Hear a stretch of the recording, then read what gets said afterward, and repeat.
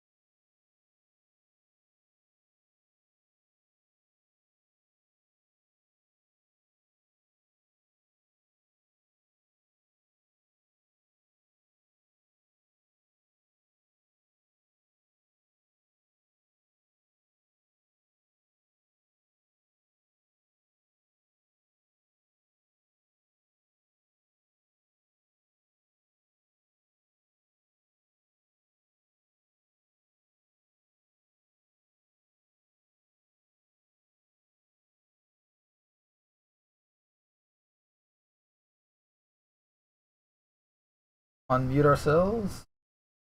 Put on the screen. People can see us. And we're live.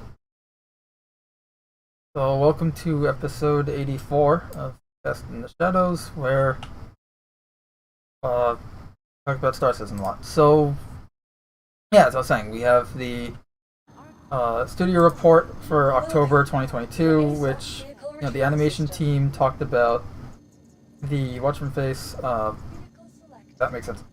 I have the note. Hold on. So the first thing they talked about was AI animation stuff for creatures, for alien creatures. Something, I don't know what creature it was, because they obviously weren't very descriptive about it. Go figure, CIG. And plus they want to keep it a surprise. But they talked about AI content team and AI animation. The animation began on creature for the PU, by the way, not for Squadron, for the PU. So I heard people speculate that's going to be maybe the Pyro Crab or one of the Space Cow they showed off a year ago, because they had the model done for the Space Cow, but who knows? They weren't the script. It just says animation for Star Citizen creature. They also worked on animations for the AI workers, performance for IAE, so animation for IAE. Probably because this was the October 2022 studio report, they were probably working on all the cinematic stuff for the IAE show with Jax McCleary. Who, spoilers if you haven't watched it, he is alive. Jeez, Mando, thanks for spoiling. I still haven't watched today, so I'll watch it later. AI content team did vendor and patron behavior work, utility behavior expanded, quartermaster behavior polishing, animation pose updates, and prototyping for food eating. Which is good because, although that's probably for AI, yeah, it's for AI, but player food eating worked on as well, but hopefully we'll get those animations as well. I've been having some glitches in the view of late. I don't know about you, but like every now and then I just cannot. Like my character just won't eat. He'll still drink, but he won't eat. You're on a new diet. So the workaround is the soup, the bottles of like juice and stuff, because I feel both. AI features team worked on Vanduul execution animation. This is for Squadron Eyes, obviously, but they worked on Vanduul execution animations. They worked on disruptions functionality to tie in with player distractions. So, AI features added AI rocket launcher and railgun handling, implemented AI ammo constraints and weapon pickup. This is why AI actually have to reload and stuff. They'll just have magical empty magazines that have pocket dimension of bullets, like a lot of games do. Support for AI moving cargo, AI tools, quality improved, and looking into buddy AI for players. AI tech team worked on Apollo subsumption tool updates, support for audio noise levels and audio masking, implemented light extensions, action areas.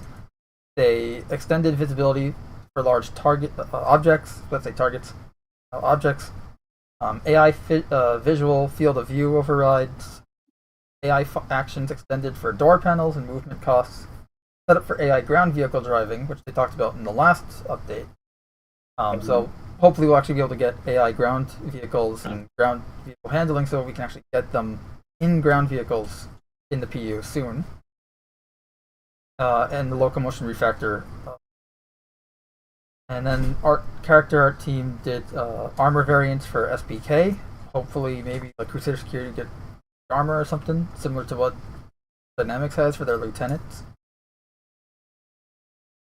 And just in general, like that they have the unique paints for their armor. Production started on Frontier workwear outfits. We'll see Pyro. And then Argo SRV went to final art with the ship art team.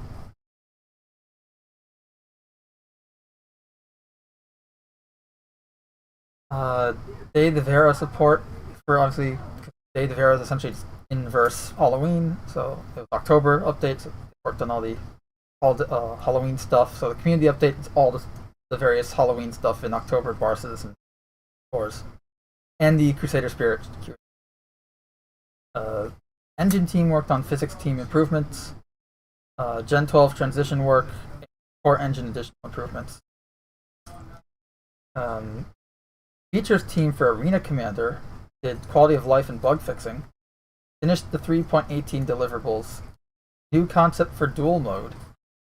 They've the feature additions for Arena Commander 1.5 and designed finished first pass on 5 new racetracks.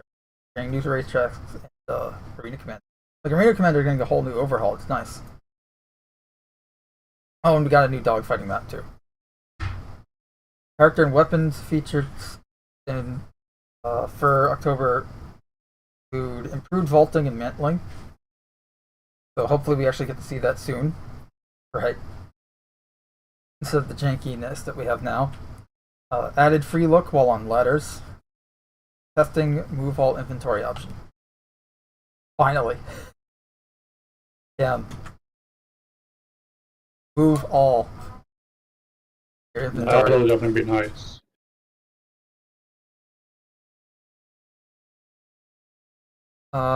What's this? Essentially, will certain animals require uniforms? Call sign? Oh, I was just putting that in if we wanted to discuss it or not. I mean, sure. So the idea. Oh, okay. I read that wrong. I thought you meant like animals themselves having to wear uniforms, like a collar or something. But which would make sense. But also, if a space dog wore jeans, would it do it like this or like this? No, the one pant leg would be over its head. No, like you'd have to wear a specific uniform. If you think. Right? Sorry, go ahead. No, I was asking. It's like you have to wear a specific uniform to handle the animal. Or just to be in the environment. And in other words, are there basically going to be like mosquitoes or hornets or something like And that you have to where wear protective gear. if you don't have the right type of uniform, maybe you take minimal insect damage. The longer that you're out in that environment, or maybe who knows? Like, do you think that they're going to go to that level? I guess is the bigger question. I would not be surprised at all if they did, but they haven't said anything in the report about it. Like, the only mention of animals was just that they're working on animations, which alone is pretty big. But I don't. Yeah, this is definitely tier 0. I'm thinking more like tier 5, tier 7 Right, type, right. type level stuff. I'm just curious what your guys' take on that is. But yeah, I definitely think that I like that, like where you have to wear gear, like maybe not specific gear, where it's like, oh, you have to wear this protective bee suit to be in the environment. Like your spacesuit should do the trick. But yeah, just something to the effect like you can't go out there in your shorts. Right, like I like the idea that it's kind of like just going on a moon, where it's like, yeah, the atmosphere is breathable, like something like Hurston, even like Planet, where it's breathable. But you don't really want to be out there too long without a respiratory device. Yeah. Like something like that. So like in this case, you don't want to be out here because not an environmental or not because of an atmospheric hazard, but an environmental hazard with the fauna. Yeah, and I could see them even taking that to a further degree of like maybe a certain planet or moon has a type of pollen that's just causes some minor effect, and you're like, I don't want that, so I'm just gonna keep my suit on instead of wearing my civilian clothes. I think that'd be neat. Yeah, as long as it's varied, it's not something that's on every single planet. Right. Well, that's the trick, is that you can't just have it be uniform. Yeah. I'm in game right now, and my vehicle's inventory is just not loading at all. Like I have no vehicle inventory. Servers are pretty unstable. I'm getting like fine like FPS wise, and then like it'll drop, and then it will suddenly speed up and try to catch up, and I'm just sitting there like, yeah, okay. The last like 5 minutes, can't. I want to bring armor to New Babbage. But yeah, the whole thing with the animals, that would be cool. And who is calling me? Calling me. Tell them not right now.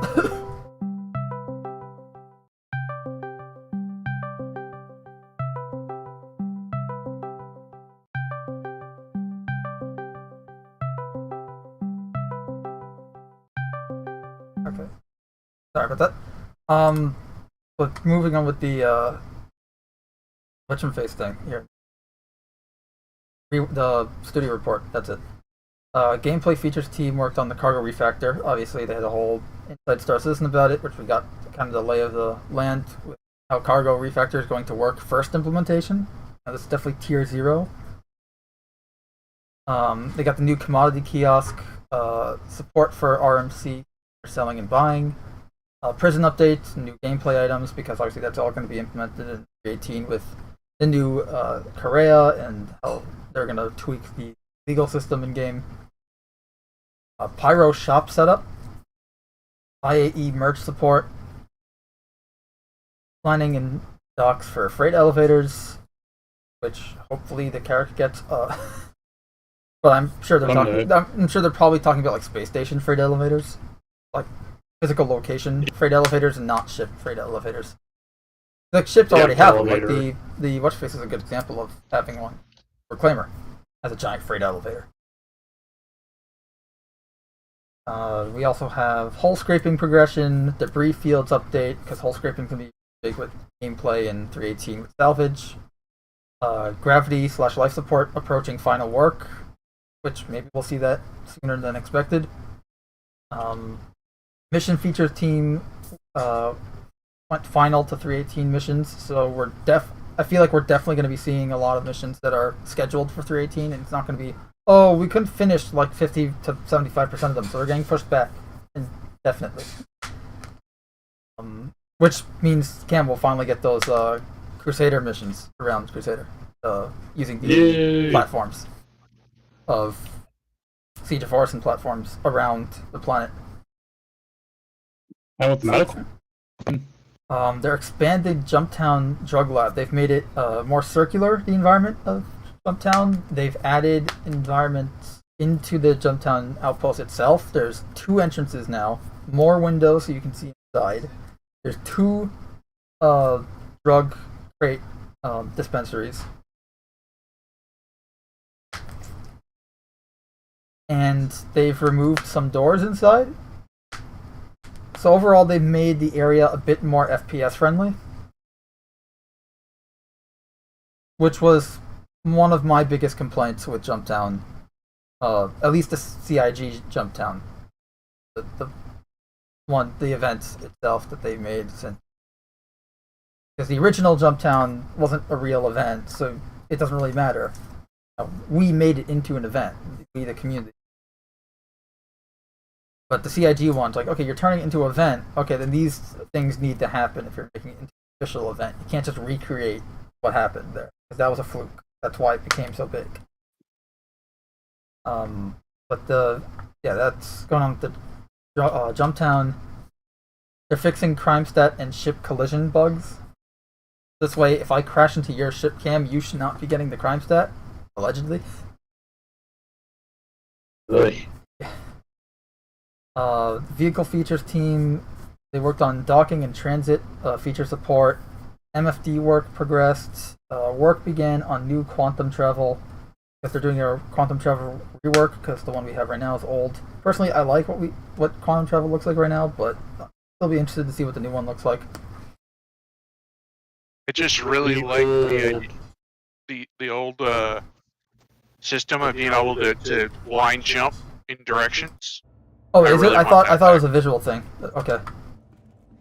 No, I'm just saying in general with quantum jumping, Oh, I yeah. want to be able to just blind jump. Yeah. You know, Where it's like just point in a Direction, direction, spool up your drive, hold to travel, and then you can just press B again to shut off the drive and stop your travel. That was great. yeah. If especially to me, especially if they're gonna make the combat that much harder to get out of, then I don't want to have to keep spinning my ship around trying to find that one jump point and then have to line up to it, because then that also allows the opposition to be lined up for that as well. Whereas if you're going to make it easier for them to attack me, then at the same time at least give me that option of the same ease to get away. Yeah.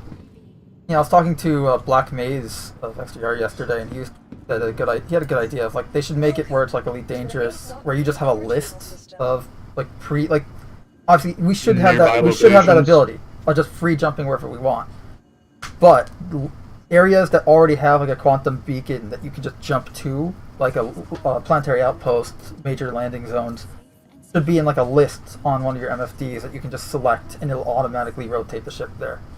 Like this way you don't have to do all the work. It's already fed into your star map, into your ship's computer. Yeah, I wouldn't mind that. I think I would like it to actually take a little bit of effort, maybe in the sense of like when you come into a new system, maybe you gotta like take a moment to load those up or something, or like maybe you can create a pre-designated list and it on your MFD and kind of always have that ready, kind of a thing. Just something that puts you put a little effort into it, and you get the payback of that effort of when you really need it fast, it's there ready to go. Yeah, now we're getting like at the local station, you get the navigation charts of all the nearby points of entry. Right, yeah, like maybe it takes like a second, like you have like a little buffering logo, and then boop, and then your holographic display or whatever MFD you're using shows that list.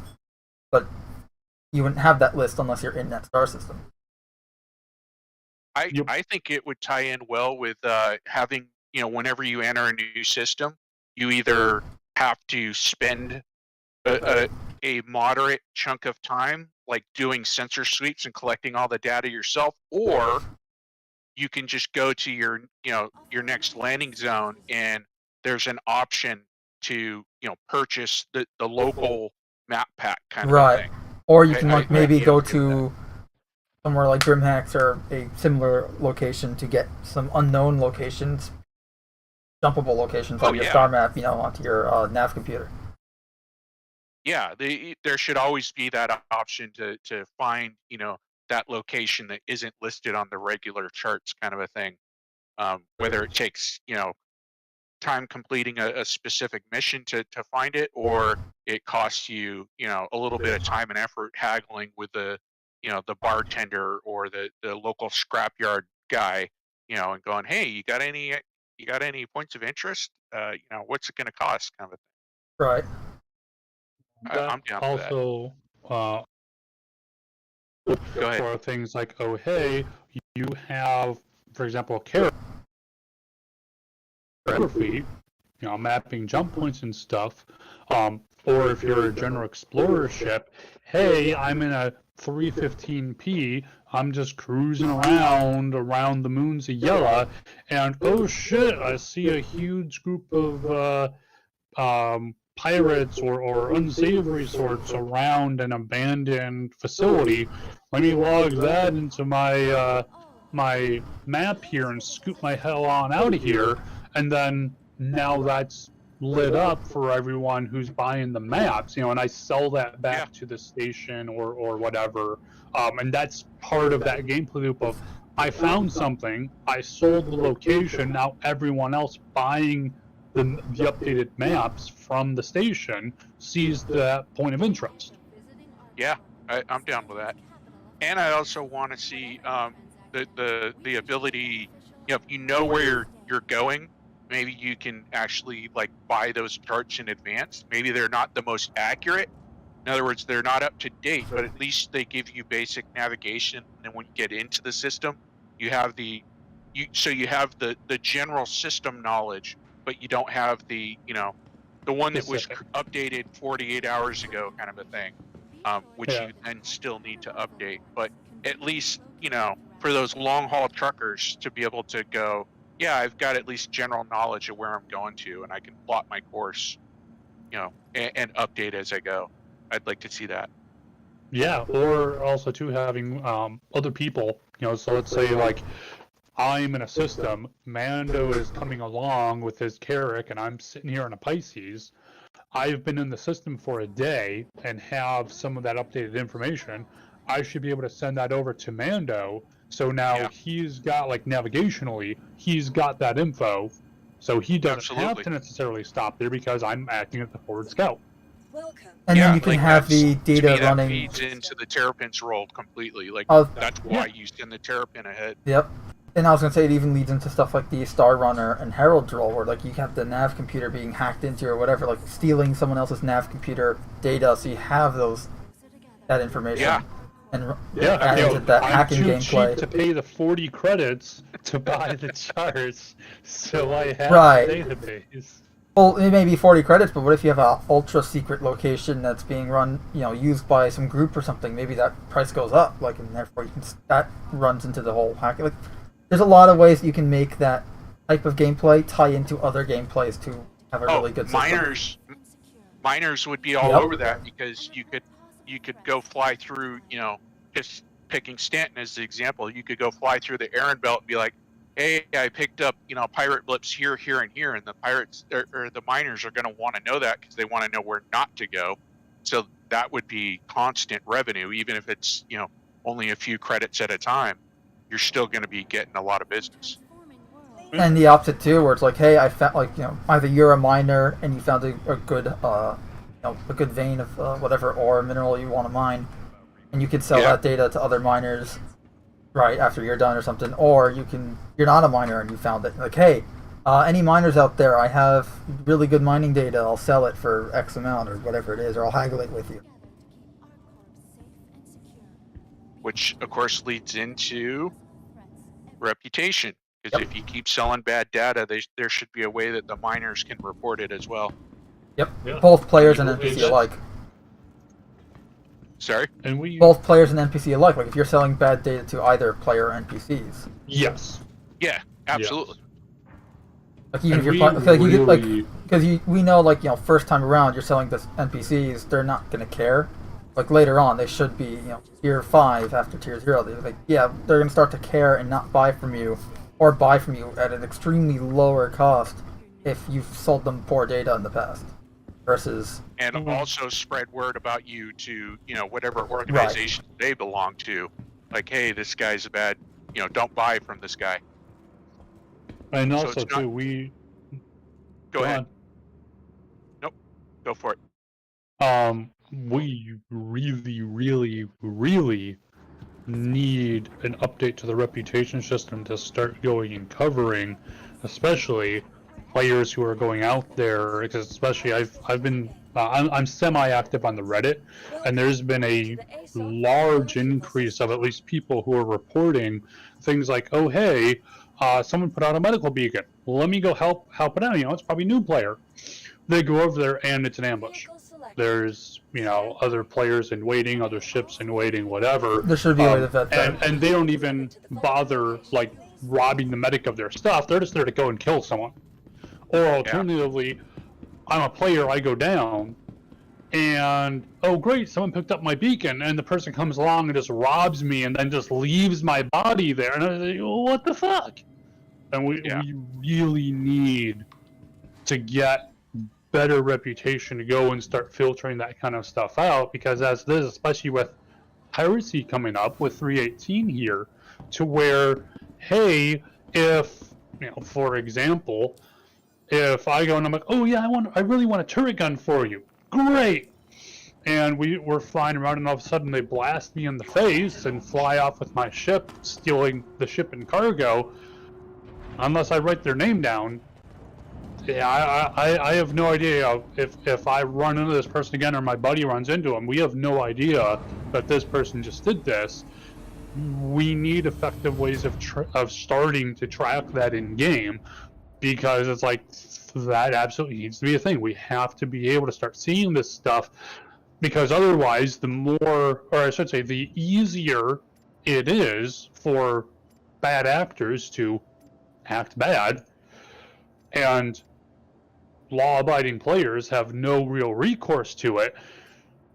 More and more people are going to say, well, why the fuck am I going to bother playing if I'm trying to play the game as intended, I'm practically getting punished, versus the people who just want to go and screw off and be an asshole seem to be able to do it with very little limitations. Why the fuck am I even going to play? Yep. Reputation. We need it. Agreed. We need fixes. We also have the features, the vehicle feature team working on AI support for vehicles, as I mentioned earlier. Tuning Q4 ships releases, so whatever that means. Wonder if that means like some of the ships may not be released, who knows. Or maybe they're getting more ships to be released. Again, this was the October report. You probably know a lot of the information I'm referring to now. New ground vehicle tech work. They did not say what the ground vehicle was. Master modes and testing. Also controversial master modes. Resource network support continued. Control surfaces work and new restricted areas enabled. Graphics and VFX programming and planet tech teams worked on damage maps work, especially for ship hulls for salvaging as part of the hull stripping. Gen 12 gas cloud porting and CPU particle work, data pipeline refactor work, developing of screen space shadows began, and closed out Rastar V1 and bug fixes. The lighting team worked on continuing on Pyro, Lorville, IAE, Orson's Racetrack, Security, Post-Korea, and Derelict Space Settlements. That's it, that's all lighting did. EU, at least that month. Locations EU team, the EU locations team worked on Pyro rest stop work, SPK work closed out, IAE events hall and cargo work, which I gotta say their event halls for IAE look amazing.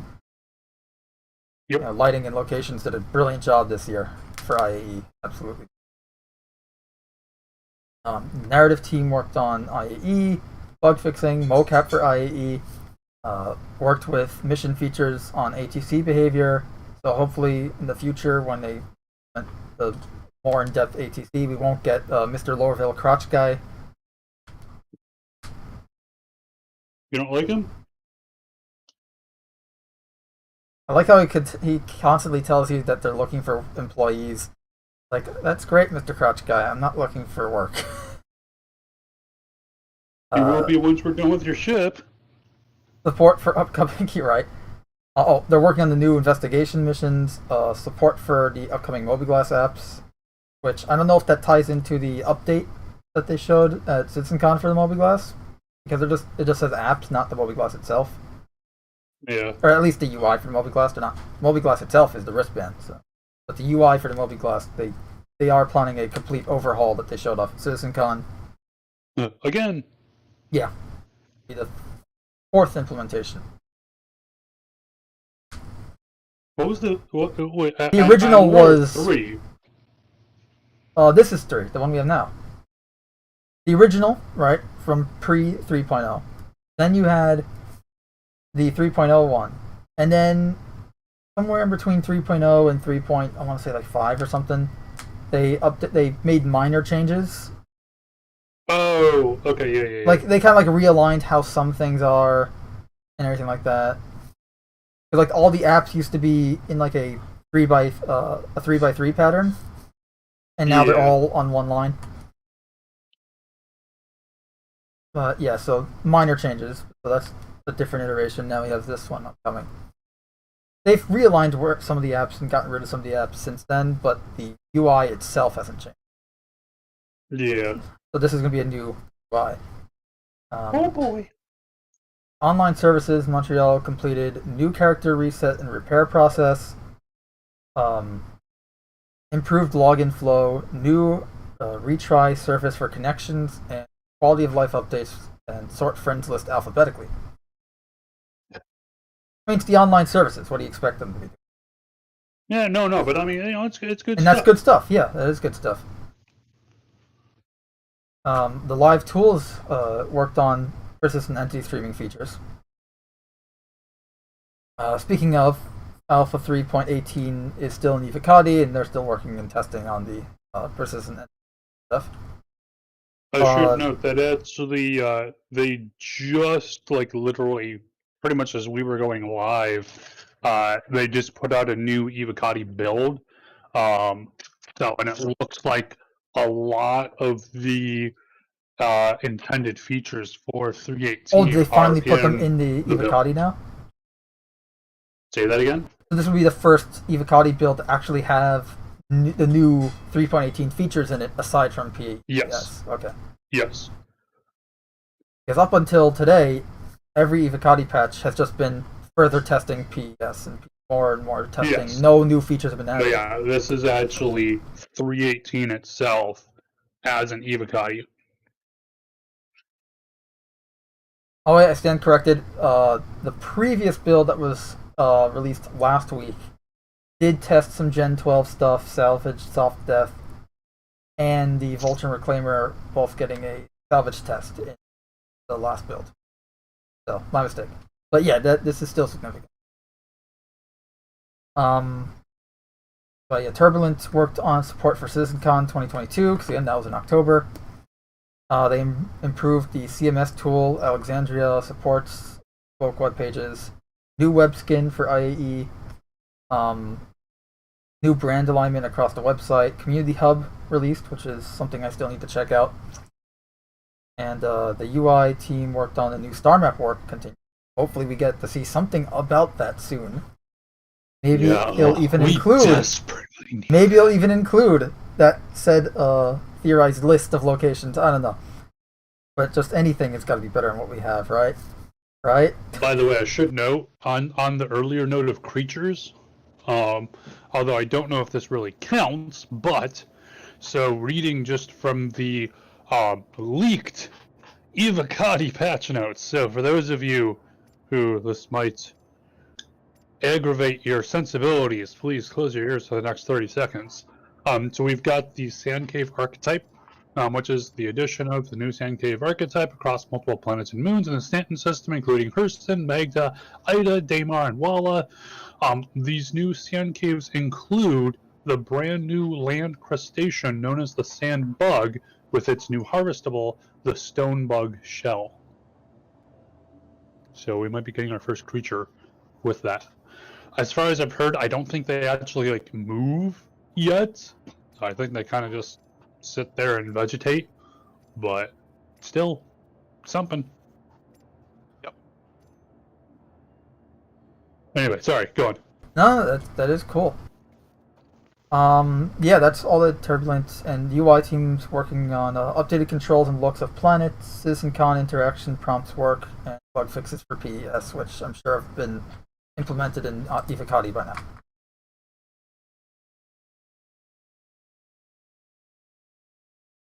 Lastly,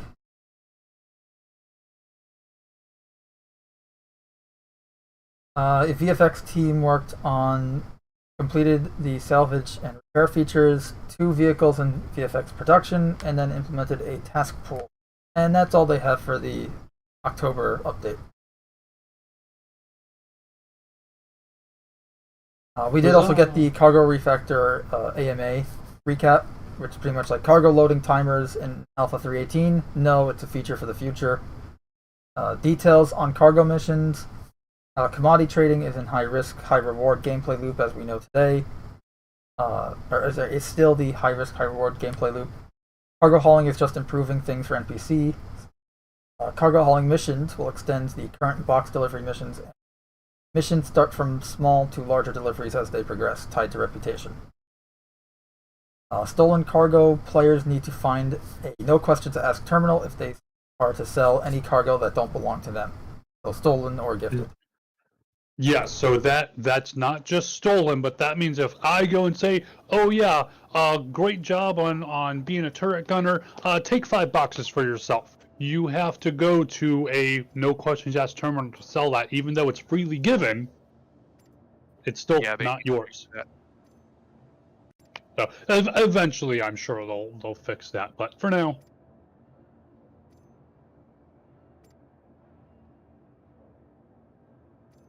You know, that'll be an interesting way that you could do things like, oh yeah, great job, guys. Each of you gets, take a 1 SCU crate as a bonus. Yeah, I mean, that's how you could hire people on to make sure that they at least try to help you. Is saying like, hey, I've got a load of X number of X ABC that I'm trying to move from point A to point B. I need gunners.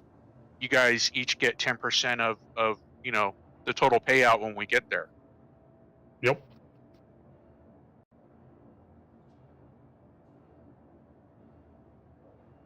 Or even, like you said, giving them the actual boxes, and maybe they can try and go sell it somewhere else where they think they'll get a better profit from it or something. It just it adds those options. Speaking of cargo as well, so with salvage and hull scraping coming in 3.18, now again, this is just what I've heard. This is unsubstantiated and could obviously change in the future, but rumor is that on a somewhat equivalent like SCU to SCU basis, hull scraping will be valued at around the same amount as Quantanium to push people into doing it. So that'll really encourage people to be heading out with salvage ships and scraping hulls. Yeah.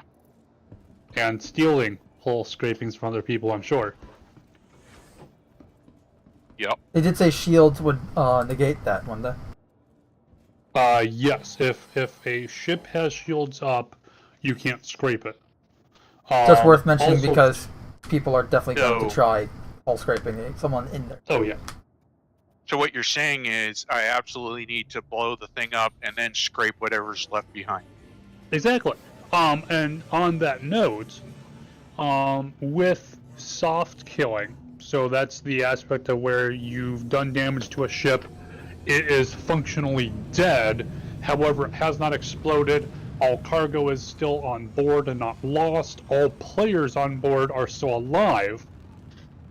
If damage is continued to be done to the vessel, it will then go from soft kill to regular kill.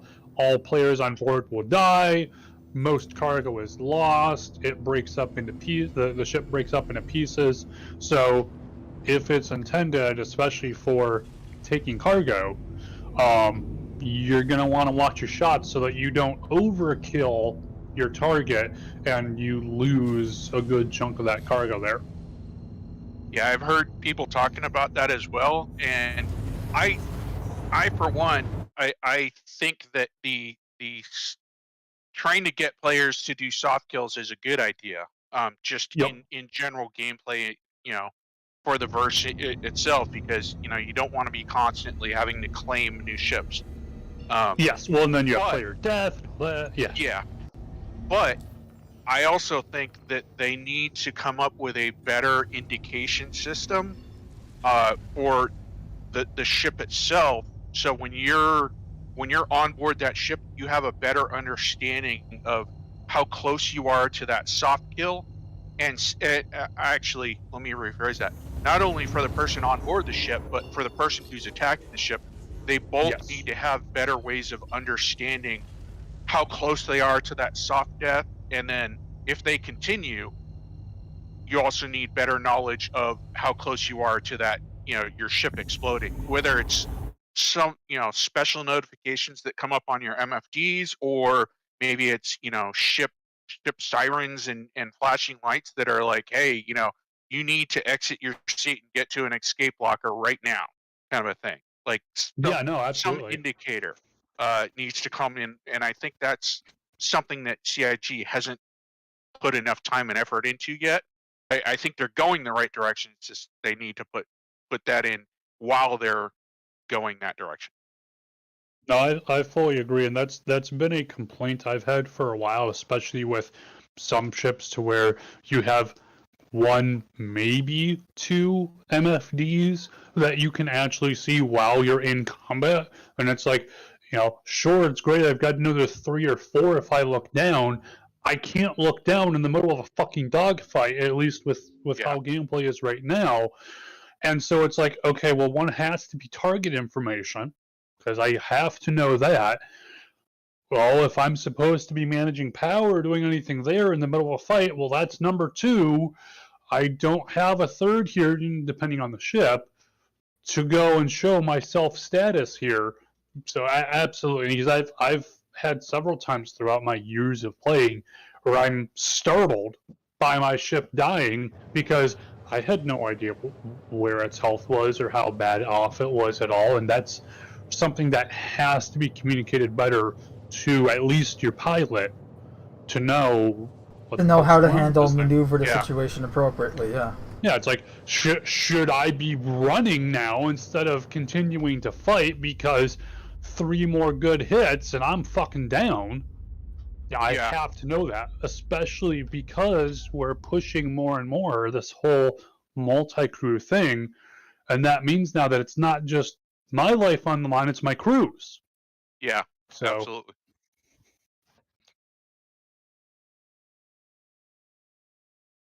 Yeah, you almost need like an override feature, so no matter what you have up on your MFD, one of the MFDs is like, designated your emergency message MFD, and it overrides when you get to a certain critical level of damage taken or something, and flares a warning at you, flashes a warning at you, like, hey, you need to think about getting showing ship status, and it's like blinking red kind of thing on the edges or something like that to kind of go like danger, similar to how right now, if I and they have something along these lines, because if I remember right, if you go and contact ATC, even if one of your MFDs is not a comm, it's not set to be a communications MFD, it'll still go and grab one of your MFDs anyway and say, oh, hey, we're going to just display the comm stuff on here.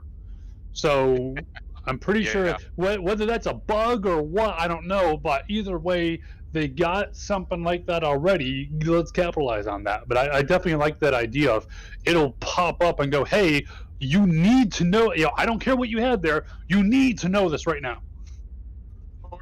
And maybe when it flashes up, it doesn't take up the whole screen. Like you said, maybe it just starts flashing like a small 1 centimeter thick border line starts flashing around the edges of the MFD to say, hey, this is the warning. Like as All you fly MFDs. that ship, something, I don't know. And to add to that, the other thing that I don't want them to do is I don't want them to rely on just like ambient lights to warn me, because to me it's it's ambient. You're gonna ignore it. You're gonna ignore it, and also you've got certain game developers that are all about like the look of things, and they want to make things look really intense. So they're using all these different colors, and you got your shields that are doing that plasma effect strobe on you. And you got weapons that are going off and causing flashes of red, yellow, and green, and who knows what other colors. Like so a little blinky green light. It's just more background noise. It doesn't grab your attention. Like if all of your HUD colors were standardized, so like in a Elite Dangerous kind of thing, if all of a sudden, because their HUDs are always like a yellowy orange, if all of a sudden a green light starts flashing off in the corner, you're gonna notice that because that's different. But we've just got a riot of colors. Right, like for instance, HUDs, I'm flying my Cutlass right now, and the UI's all green. Like it's something red or really something very contrast just shows up. Oh, crap! Something drawing my attention to it and telling me that either something's wrong or something important. Well, also the direction I was kind of leaning towards was I don't want it to be like a siren blinking light that's up in the cabin behind me that starts going off, like, because I'm not going to notice that with all the other flashing that's going on. I don't notice that emergency spinning beacon light, because it's just like you said, it's ambient background to me now. Whereas that's why I want the warning on my MFD, or to pop up on my HUD, because that's in front of my face, and when it comes up, I know it's a danger signal. Now, everyone else in the ship, if you're down in engineering or something, okay, having the klaxon lights going off, that's fine, because they're not looking outside the ship and they're not seeing all those giant, color displays of the shields and the weapons going. So the klaxon light inside those self-contained areas, that's okay, but not for the pilot up on the flight deck. That's all I was getting. So I'm flying my Cutlass Black right now, right? And I have the game screen on the stream right now so people can see. On the MFDs, there are these little, white squares next to them. Like if you're taking damage, maybe these should start like blinking really bright red. Not in a way where it's like obstructing your MFD, but in a way where it's suddenly they go from being white and clearly off to they're on and they're blinking bright. They're drawing your attention, telling you something's wrong because they're not normally on at all, let alone red. I would be okay with like a almost like a news streamer. When you watch like sports, you got the streamer along the bottom that's constantly updating like scores of other games. Just to me, I'd be okay with something like that came up that said like warning, shields critical, whatever. Engine, reactor critical something. Yeah.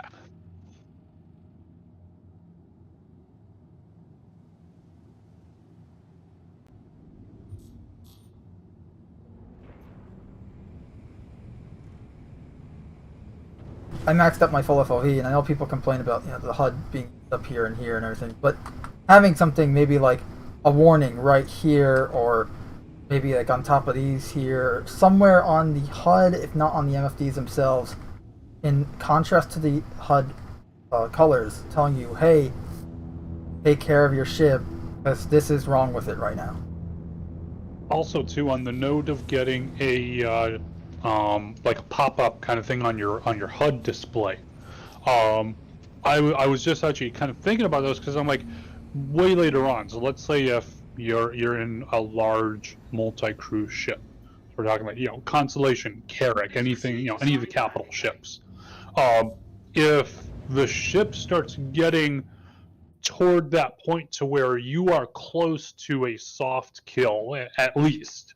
I actually really like the idea of like all the crew getting this, you know, like the ship essentially, the ship sensors, the ship systems go, oh shit, send the alert out. Everyone on the ship gets this alert going, you know, and as the captain, you might be able to go and set certain aspects to it or change certain aspects to it later on. But essentially, the ship would automatically send out a, you know, all hands abandon ship kind of thing. You know, it's like, you know, all hands to the escape pods. And then of course, you know, as the captain, you might be like, you know, hey, look, you know, I'm riding this thing down. You guys can go if you want. I'm going all the way with this. And, you know, maybe some of your crew stays, maybe some of them don't, whatever. But just having that be an automated thing to let everyone know, because, you know, if I'm the pilot, I see this on, you know, let's say I've got an MFD and it's showing this. How does everyone else know this? You know, maybe there's klaxon lights or other stuff like that. But I think that's meant to be, you know, we've seen like the damage lighting where the white lights go out, the red lights go on, little spinny alarms go off, kind of thing. But I think that's meant to be more just a heavy damage, not a impending disaster kind of thing. I think you might hit upon it when you're saying, you know, being able to set it. I think that would be a good feature. Let the captain of the ship have a settings menu that he can go in and basically say, like, you know, if my power drive, it gets to, you know, 10%, initiate response. If my shield generator gets to 5%, initiate response. Like, let the captain be able to pick those subsystems and tell it, you know, hey, when you get to this damage setting, initiate a this type of response. And you could have it, you know, configurable so it's, you know, send out a mobiGlas update to everybody, or, you know, turn off all the lights except for the red ones in the whole ship, kind of a thing, or something like that. And that would allow that flexibility of letting the captain make the decisions. And I think it goes into the gameplay, which is the captain then also needs to make sure that the crew knows what those settings are, in the sense of, hey, if all the lights go out, you know, except for the red ones, that's your indicator to get off the ship. That's, you know, if the red ones turn on along with the regular ones, that's the boarding alarm. We're being boarded. Yeah. And what that also does is, by allowing that makes each ship a little bit unique depending on how the player has configured it, so that just because you've been on, you know, an 890 jump doesn't mean you know how every single 890 jump is going to be configured. So it allows for that adaptability. Yeah, and then of course there would probably be like bog standard out of the factory. The ship comes with these defaults. You can make a preset, you can save it, you can load it. So that way, like orgs, be like, hey, all of our ships, or if your ship is doing org duties, these are the unified standards. You know, you're doing personal shit, do whatever you want, but, you know, while you're on mission with us, this is the standard, so everyone's on the same board. Yeah, I hadn't even gone down that path, but yeah, that totally makes sense. Well, fingers crossed. Yeah. But also too, especially with, and admittedly too, like the whole soft kill thing they've got here, and I've seen some of the conversations going on the subreddit and stuff like that. The soft kill thing at this point is very, very much a kind of hacked in, slapped in, hey, this is kind of cool. Yeah. Hey, this is actually kind of cool. Sure, we'll roll this out as a thing. It's not a full feature. Like this is at best a tier 0 implementation, if not a tier -0.5 kind of thing. And I think what actually backs up your statement there is the fact that how they're doing the cargo spawning on a hard kill is actually counterintuitive to the soft kill system, because to me, if you want players to go more towards soft kill, you would actually decrease the amount of cargo that is spawned on a hard kill, because then the players don't want to hard kill. They want that cargo, right? But Well, it that's seems like exactly what is happening. no, because right now they've got it set to like if you If do a hard kill, you're doing Sorry. like if you do a hard kill right now, you're only getting up to like what 50%.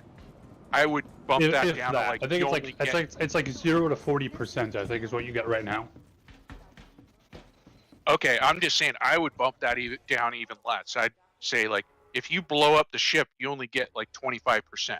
Is what I would go towards if I was incentivizing soft kill. Is all I that's Well, with 318, to my understanding, I don't have the exact values here, but it is going to be if you hard kill a cargo ship, there's going to essentially be a randomized number of how many, what percentage of the cargo gets damaged by the ship explosion, and it's going to be anywhere between 0. So you might get nothing. All the cargo might be lost. Up to, I think the most you can get is somewhere around like 40%.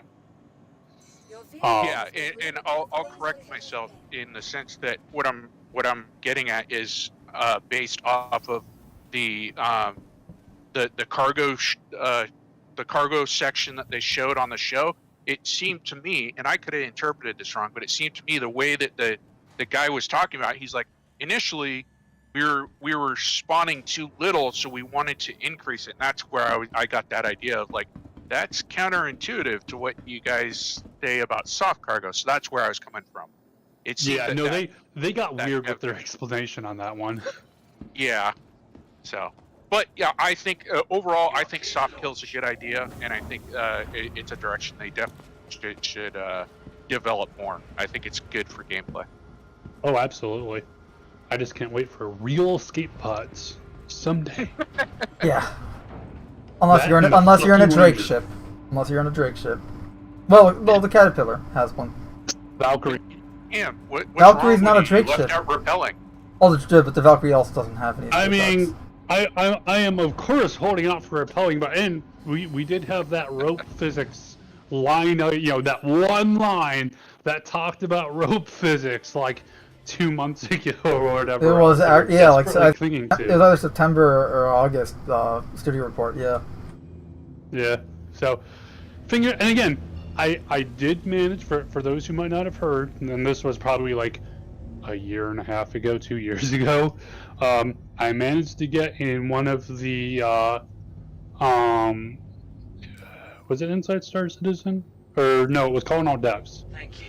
And one of the Calling All Devs, I managed to get a question when they had one of the earlier this year. AMAs about like, hey, because way back when, like 2016, they showed off in one of their videos a pistol under barrel grapnel akin to Star Wars. Yeah, the Arclight was supposed to have some kind of grapnel. Either it was an energy grapnel or a regular grapnel, but a grapnel nonetheless as an under barrel attachment as part of the gun or a separate piece to the gun. Yeah, and they were kind of still exploring all that kind of stuff. But like in Star Wars, The Phantom Menace, where you had the Padme and her team of like palace guards, and they're like rappelling up the side of the palace and all that. Right, they had a little grapnel under their pistols. Yep, and then later on, much later on, in, was it 2018, 2019 with the Carrack, when that was revealed? 2019. In the 2019, yeah. In the video where they showed it off, they showed a guy rappelling down like a crevasse. Now, of course, that's marketing, which isn't necessary. It's like, here's a idealized look of something we might want to aim for with the whole video kind of thing. Just like, super dense forests. Who knows if we'll ever see those? Hopefully, but who knows? But I went and I threw that, was like, hey, we've seen these two examples of potential rappels and grapnels. We got anything planned? And they said, no, we don't have anything planned right now, but we like the idea. So that was all the official word we've gotten on it. I think one of the problems, I mean, it's almost like it's not a Cast in Shadows podcast without, griping about the marketing team, but I feel like one of the problems with it is often they'll show something that's either planned in the future but has no near goal. Like, for instance, like rappelling or super dense forests, which we kind of have now, but not in the same way that they showed off in some of the videos. Or that Constellation Taurus video where they had it landing in the cargo deck, unloading the cargo like in person. Like, this is all stuff that is planned. This is all stuff that we will eventually see in some way, shape, or form, but not anywhere within the next 3 years at least. And I think that's the problem. It's like, you're yeah, this is stuff that will eventually become a thing. And yeah, in retrospect, these commercials won't be dated because of that. Like some of the legacy ship commercials way back. But at the same time, I don't think the cargo deck is going to be a thing. Like, being able to fly into a cargo deck, I don't think that's. I don't think that will, no. But like just a lot of these concepts, like rappelling, probably will be. I hope. Fingers crossed. You know, stuff like super dense forces will definitely be. Like, I don't see how they won't make that a thing. Like, stuff like that. But then, again, you're not going to have that yet. So, like, showing it off now, it's cool in the cinematic, sure, but then you run the risk of that problem that a lot of the modern day AAA publishers and stuff do, which is it's all fluff, none of it has any substance, and that's what most game trailers are today. Like, CIG, you know, for better or worse, does have a good rep in that, you know, it says what it is on the tin. It's an alpha. They're not trying to pull the wool over your eyes.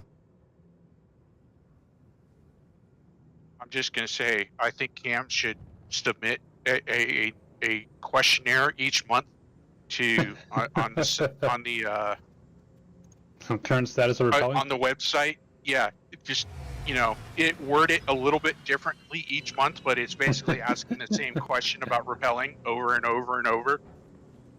Why not? Give repelling, right? How long until they catch Sean and just go, hey, you, no more repelling questions? Okay, what if we had a rope?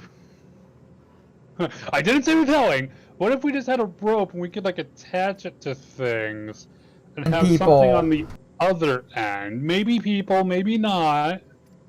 How about a rope that I'll be able to climb down? I didn't say go up. I said climb down.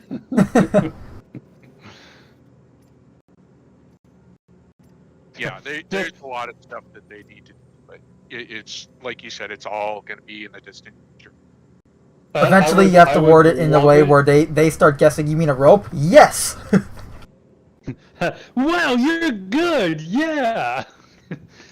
I would love it though to be able to be like, you know, you're at some facility, you know, you're at Microtech, you're about to break into you know, some bad guys have taken over a research lab or some shit, and being able to go and just bust in through the skylight, rappel in, pew pew pew pew pew pew pew, be awesome.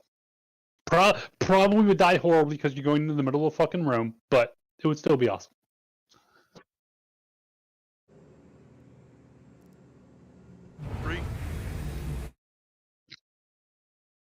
Just remember to drop the flashbangs in first.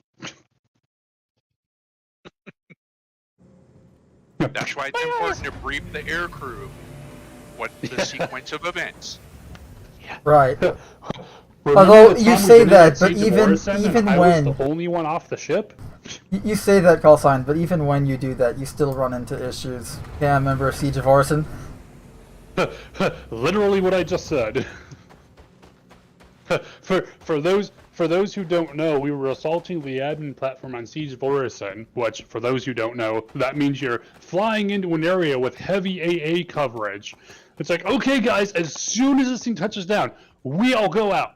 Cool, great, touches down. I'm right out the door. Okay, great, you know, scuffed myself a little bit. Okay, I'm alive. And I'm just waiting there, no hovering one else came along. for other people to leave, telling them go, go, go. And no one leaves, and we all die. Later, ship goes kaboom, and I'm just like, ah, shit, I'm doing this solo, aren't I? And I did do it solo. I don't remember if we recorded it or not. Probably not. Or if I did, I never saved it, because I think it was on Twitch. We're not that lucky.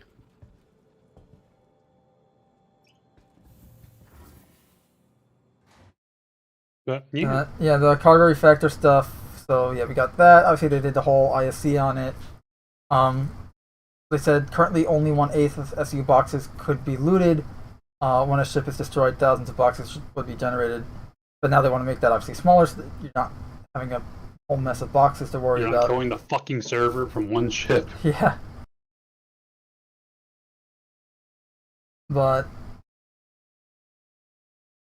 they have the Rostar tool is going to help them with that tool that make placing outposts and buildings easier for devs, which then will extend to players later on for base building. Will eventually be used by players. Allows complete modularity and granularity. Is being used to create dense points of interest on planets across both Stanton and Pyro.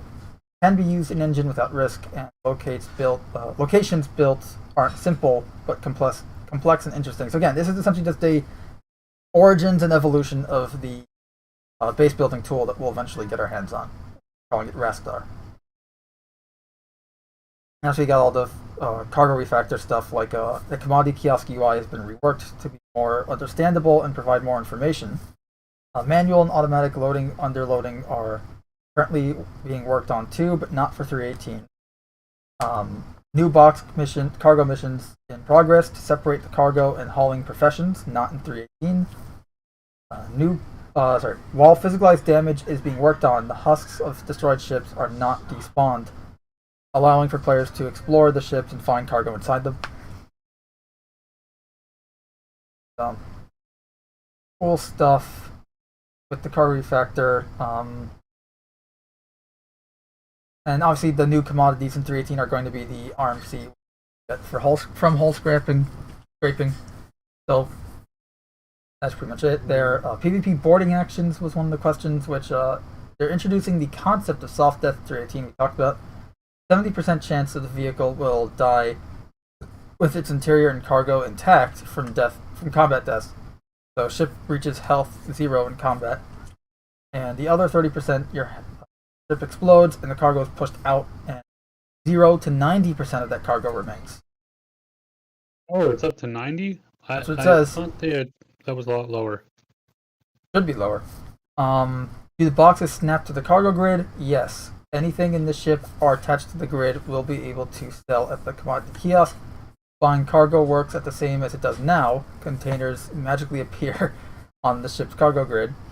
Containers can be moved once outside of the armistice zone, because you need that grav tool.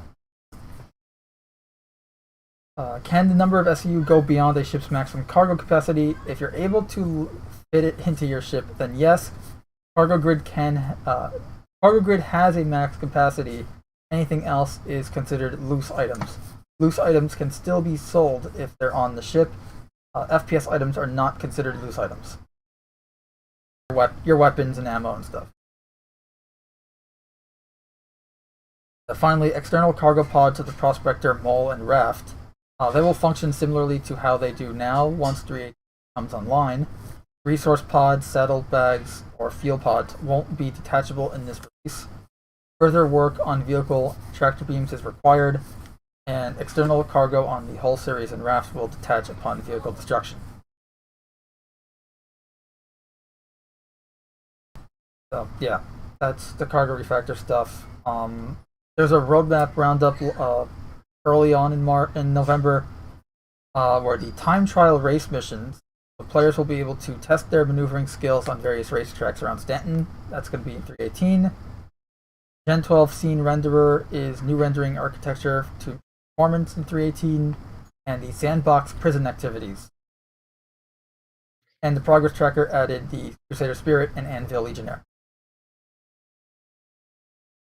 Then 2 weeks ago in ISC, they had the race trace, this whole thing about racing. I wanted to have data here to talk about it because I'm more informed on this, and being a big part of the XGR crew, he knows this stuff well. But not here, so I guess I'll leave it for next week. IAE stuff. So we finally have all the IAE stuff. I'm on my way to the IAE in game right now.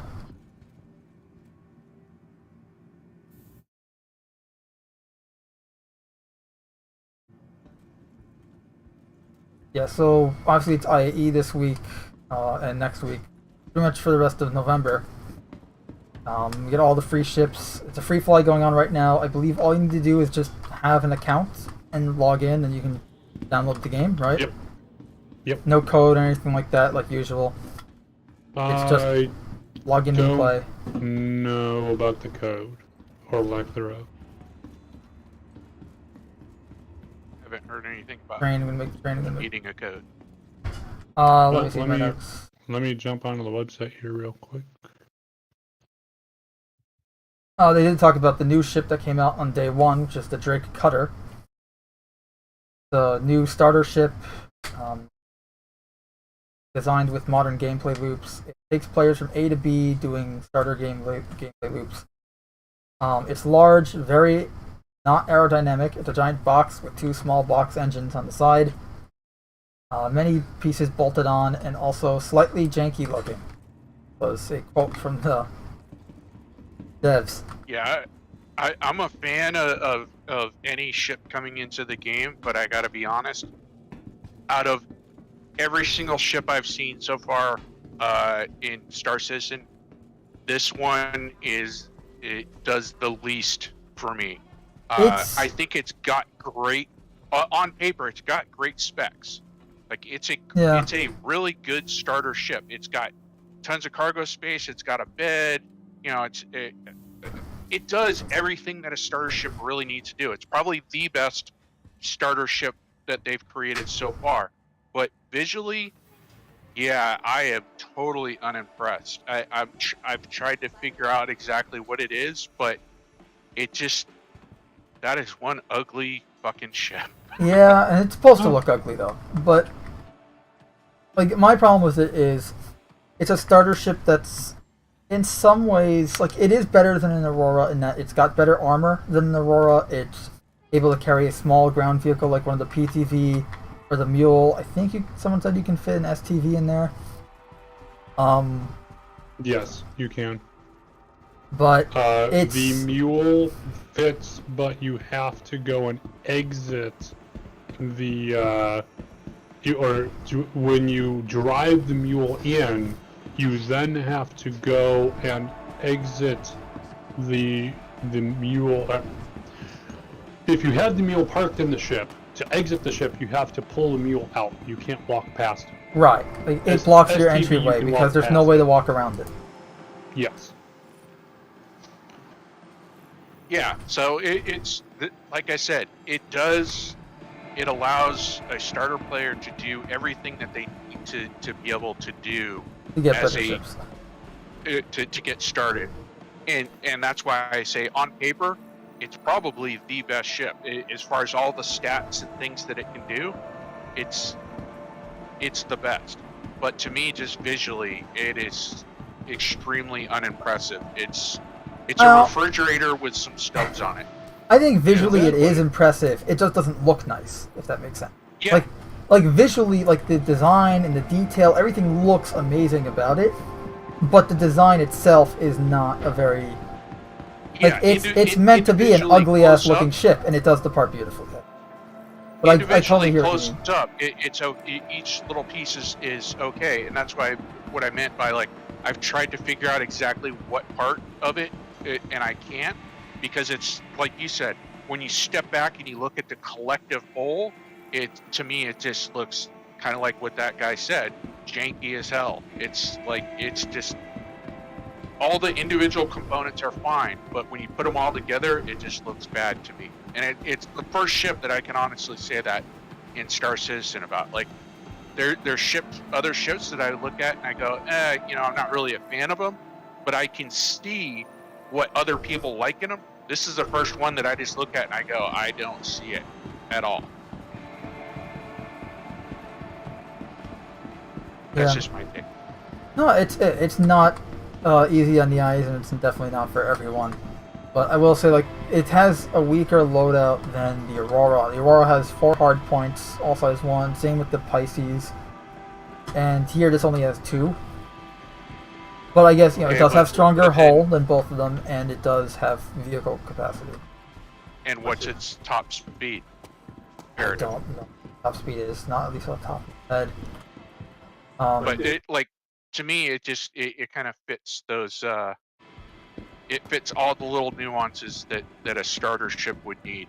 It's not, like they said, it's not the best at any one thing, but it allows them to do a little bit of everything. You know, they called it a cutlass if we made it tiny. It's got bigger fuel tank compared to other starters, big engines but small maneuvering thrusters, and it obviously straight to flyable. It came out on day 1. The interior, obviously it's got a cargo bay which holds 4 SCU and can store the components in there and the vehicle if need be. It's got a bed, bathroom, storage locker, and shelves. And the cockpit's got 3 panels, many interactable buttons. And then they talked about Drake Interplanetary as a company, not IAC, which is cool because, you know, lore and the company itself is very interesting.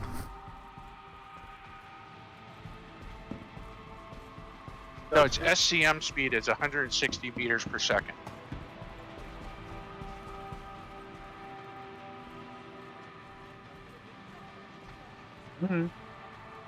Looking at the brand new Merchantman model, this is actually the first time we're seeing the new model, isn't it? In game. Yes, other than what they've shown us, you know, in the videos. So yeah, in game, correct.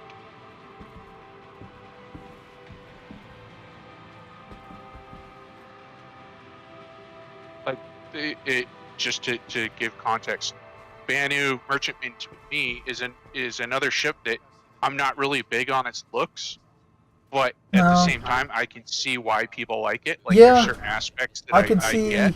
It does look a lot like some other sci-fi stuff with the smooth lines and everything like that. But it looks nice, but I think I preferred the concept art. But it's not really a big ship I'm huge on anyways, so don't really care. Yeah. Now I will say this: we haven't jumped into it, but I'll bring it up. I do like the cutter or the other Drake ship. I can't think of the name right now. The Corsair. The Corsair. Like, to me, it's too big of a ship for what I want, but I like its styling. I like the way it looks. I like the interior. I like the, you know, the bits and pieces that it has, the gameplay that it brings. Like, I see why people like it. It makes sense. I think it's a good addition to the game. I think we're going to see a lot of them, and I just saw some video of, God, I'm trying to think. I think it was Relay Station. They were just out doing some bounty missions, and they were just I've heard it just melts your ships. opposition. Sorry, what? It just melts your opposition. Yeah, the amount of gunfire that it has going straight forward is insane. It's like 10 guns, and I think 2 or possibly 4 of those are size 5s. Like, it's a lot of firepower. I'm sure most people. Sorry. No, it can't turn worth a shit, but when it does get locked on, it's a lot of firepower. I'm sure most people are going to be swapping it out for their Constellation, because it is essentially just, it's the Drake Constellation, and it does the Constellation a little bit better. Yeah. Especially as the Constellation is right now, because obviously it's not gold standard yet. Like, it needs a rework, albeit internally, if not entirety. But well, the big thing about the Connie that a lot of people don't recognize until they go up against it or they've flown in it, right, is that it was designed to look good. It wasn't designed to be functional, and so where the engines are is a huge detriment to it whenever it gets into combat, because those engines are just too easy to knock off, and once you knock those off, you know, it's dead in space. Game over, man. Game over. Yeah, you just, especially since it's pretty much, you see a Connie and you're in combat, the first thing you do is you aim for those engines. Yeah. But yeah, that's the Drake stuff. There's also, they talked about the Origin 600i rework, because the Origin 600's wasted space is being addressed. Goals to bring it to gold standard, with every room having undergone a complete rework, minus the crew quarters, common area to central area of the ship. The front and back are separated by gameplay experiences. bridge and captain's room. Sorry, bridge and captain's room are still in the front. The top deck is now a lobby with docking collar and lift. Crew hab area is also at the top deck in the rear. Bottom rear deck is engineering, similar to 400i. The lower deck in the front houses of variant rooms. So that's going to be like your touring or your exploration room, depending on which one you have. The expedition contains an armory and hollow globe for exploration, medbay and tier 2 bed and secondary cargo hold, middle, and main cargo holds for the bottom. Touring is split in 2 decks, lobby and bar similar to 890 Jump with guest suites top, and a spa and mini bar in the bottom. Yeah, Next from what steps I saw of the video, it looks. I think what they're doing is good. My only concern is that now that they're doing it for the 600, you're gonna see the overall community. I think is gonna start voicing their opinions about all the other ships, and we're gonna be hearing about it for years to come. Like each little sub community is gonna be like, "What about my ship? Why doesn't my ship get done?" Like us with the Pisces and Carrack. Yeah, or the MSR, because they even admitted, that they were going to do something for the MSR. And think about how many people love the MSR out there, and there's going to be a whole community of MSR going, "Hey, where's our rework? Where's our gold standard?" And but that aside, what they're doing, it's good. Like I'm glad that they're doing it. Yes, no, I agree. I'm hoping what they decide to do is that when other ships hit gold standard, when a ship comes up for a gold standard pass, that each gold standard pass is effectively also the time where they go, "Hey, if we need to rework it, let's go and do that now," and not just because that's like the Constellation, as we've noted many times both before and in this conversation. The Connie needs a fucking rework. It really, really does. So it's like the overall shape is okay, but by God, it needs a interior rework at minimum. But also stuff like, last I checked the Freelancer, the side ladder for the door of that, as far as I know, that's still glitching out and causing people to glitch through and just not work properly. And it's just like, come on, guys. Yeah, the Freelancer definitely needs work as well. All ships do, but yeah, there's certain ships that absolutely need to be at the top of the list. One thing to add to what you're saying, Cam, that I would like to see them do is,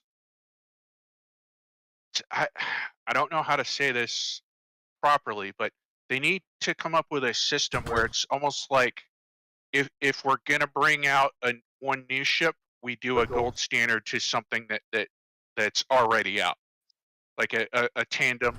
So in the production line kind of a thing, like, hey, if we're gonna do a new ship, along with that production line of that new ship, we should also have a gold standard going on a ship that's already out there in the fleet, if that makes sense.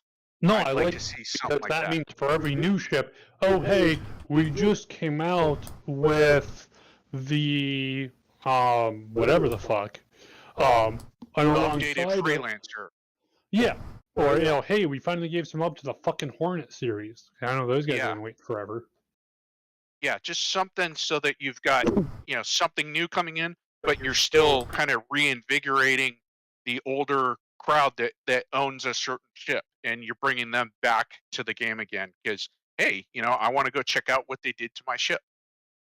No, absolutely. I think that would be a good idea. I don't know if it would be feasible, but I definitely think that seeing that, and even just one for one, hey, we just came out with a new ship, hey, we also went and got this other ship up to gold standard, just seeing that and knowing, okay, even if it's not my ship yet, eventually there's a system in place. Yeah, we're gonna be there. I think that would go and appease a lot of people who are kind of going, hey, what the fuck?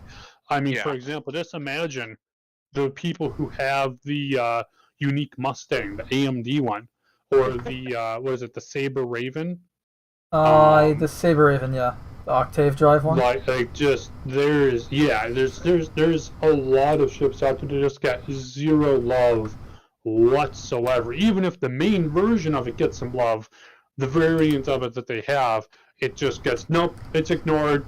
We'll get to it someday, Yeah. maybe.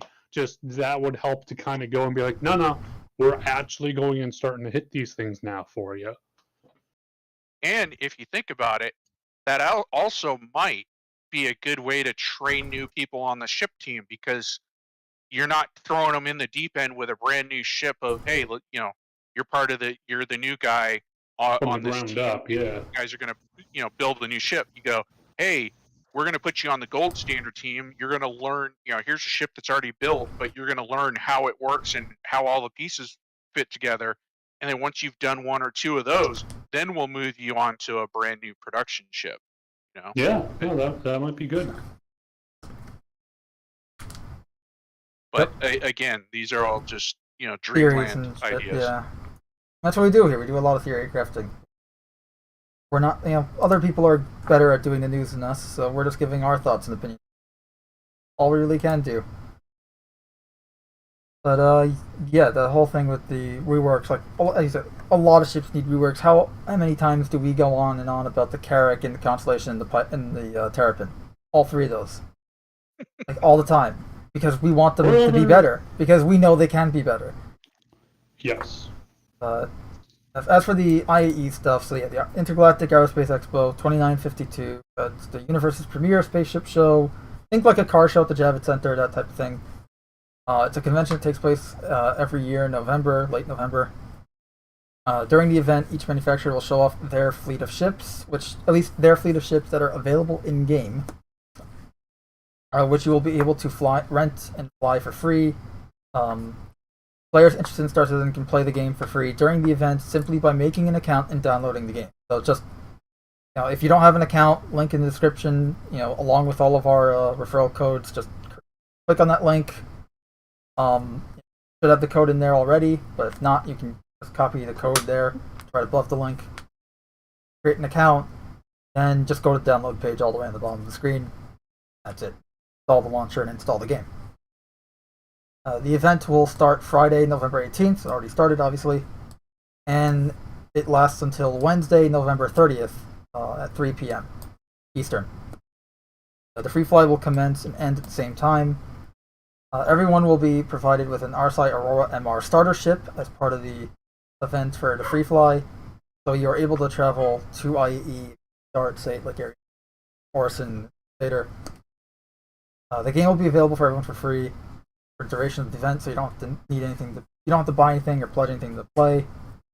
Each manufacturer will exhibit their ships for 48 hours in the Tobin Expo Center on New Babbage on Microtech, and then once you have rented a craft, it'll be available for 48 hours until the last 3 days of the event. They don't list this, but the last 3 days of the event, during the Best in Show end of the event, there's going to be terminals on the bottom floor of the Expo Center that have their rental terminals, and they'll have every ship that's been on display for the duration of the event, and you can rent all of them for 48 hours at the end. So, like if you missed, I missed Aegis Day or whatever, and I really wanted to rent the Vanguard series, last day of the event, they're still going to be there. You can rent them. Also, the Best in Show end of the expo is going to have the Ship Showdown winners, the top four, which I believe were the Star Runner, Scorpius, Carrack, and Pisces, right? Yeah, and I gotta say, Yes. I was not expecting it. I'm not a big fan of red, but I saw the paint jobs, and I think they actually look really good this year. Really? I haven't seen the paint jobs yet, but I do like the colors of the IAE this year. Definitely a step up. So, like his last year, it was okay. Like the blue was, like, the colors were good, but I didn't like the pattern on the ships. It didn't feel unique enough to warrant a best in show type thing. Yeah. Like I know they were complaining about ship paint, for God's sakes, but like it's ship paints, like that are special and like were voted on by the community, and this is the winning ones. I feel like they could have done better. But anywho. Yeah, so that's the deal with the IAE this year.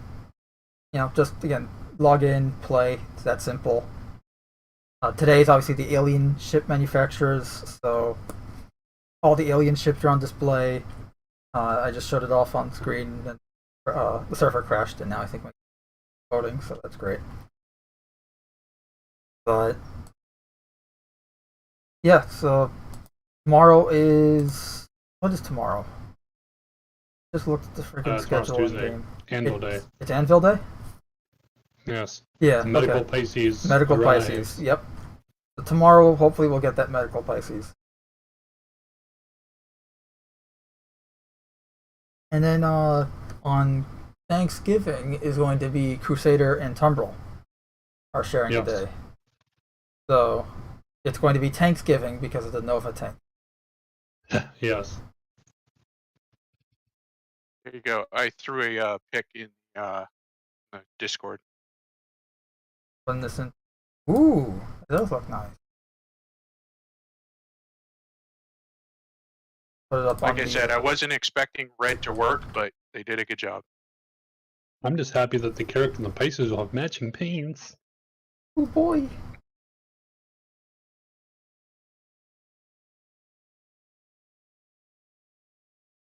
So yeah, there it is. I have it on screen now. People can see. It does look good. It does look good.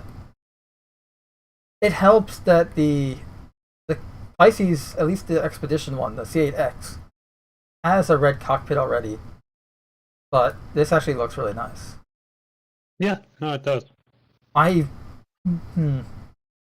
just thinking, like, you know how on the C8X it has those red markings right before the wings start from the hull? Yeah. Yeah, I wish those were white on this, so this way they're still there. Yeah. But that's just like, I literally just, like, nitpicking the paint now. Like, that's, it does look good. You know, if you've got it on your list, if we're going to bring it up later on or not, but the rumor is right now pretty much definite that the variant that they're talking about bringing out is going to be the medical version of the Pisces. Yeah, that's the medical Pisces that Anvil should be bringing tomorrow, hopefully. So I think that'll be a good one. Yeah. I would, if they're gonna bring that variant out, I would have liked to have seen a update on the Sharpen. What was that? The Apollo and the there was another version of the medical. Oh, the Apollo and RSI. the Apollo Medivac. Didn't it have another name? I think it's just called the Apollo and Apollo Medivac. Oh, like okay. One's like a civilian, like normal ambulance, like a official version. The other one's a military version. Gotcha. I would have liked to have seen an update on where that was in the production. That would be nice, especially now that we have gameplay in for medical. It would be nice to get some of those more medical ships in. A straight to play, supposedly straight to play medical ship. It's like, hey, come on, man.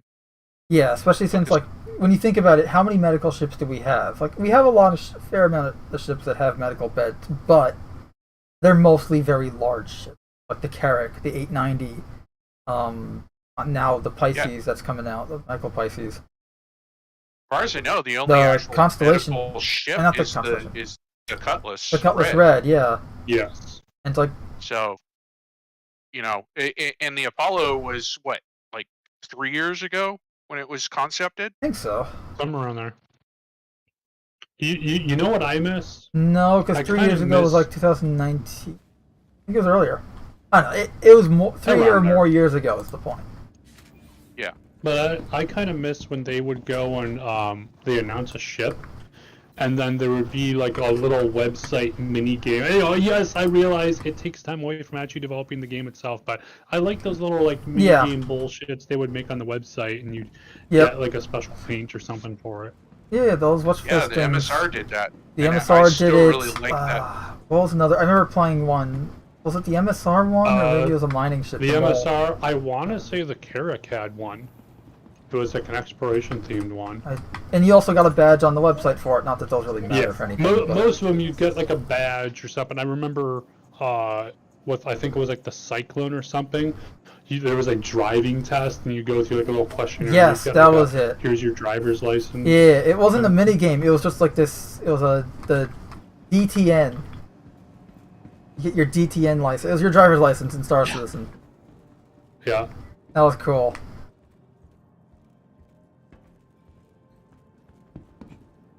I want to actually see that in game too. Or like, oh, you're gonna be driving. Driver's license. Yeah, get like a driver's license so you can show you're a good pilot. And then you have to do an actual test. To me, that's. But I can understand people hating that as a barrier. I think that's a great place for things to be developed more into the arena commander / Star Marine side of the game. Like have it do that kind of stuff, but have it where you go to one of those terminals and you basically log in and like take your driver's license test kind of a thing. Right. And maybe it doesn't mean anything, but almost you could have that be almost like a tutorial, you know? Yeah. That's what I was thinking. That would be a perfect time to have the tutorial. Hey, you're gonna go through, you have some NPC walking you through this stuff. Do this, do this, do this, do this. Okay, now try putting a couple of these things together. Now do this, do this, do this. Okay, great. Here's your basic pilot's license. Here's your basic driver license. I think that'd be really cool. Yeah, and tie it into the reputation where maybe it doesn't mean everything, but it's it's one or two. It bumps your reputation in that local system where you took that test up, or maybe it's the UAE test. So anywhere UAE space, you get a 10% reputation bump, for your piloting, because you took the time to go through that little sequence. It doesn't stop you from getting anything, but maybe it increases your chances of, getting permission to land at the, or lower insurance getting rate. permission, but like getting the hangar that you requested, when you're coming in, kind of a thing. Something simple like that. Or like a lower insurance rate. Hey, you get a 10% discount. Yeah. So that could be a way too. Yeah, just something that if you take the time, you get a little bump, but if you disregard it, no big deal. Yeah, it doesn't necessarily hurt you, but you get perks if you go along with it. Honestly, right. And I would hope they would do something like that for general stuff. Because honestly, how cool would it be if, sure, it might be slightly annoying, but it's like, oh yeah, once a year, I go and I take the pilot's test or the driving test or whatever. And yeah, for the next year, you get a discount on all of your insurance claims or your resupply, refuel, whatever. You get 10% off. Yeah, I'll go and spend 20 minutes doing that once a year. Actually, I just had this idea while you're saying that, Cam.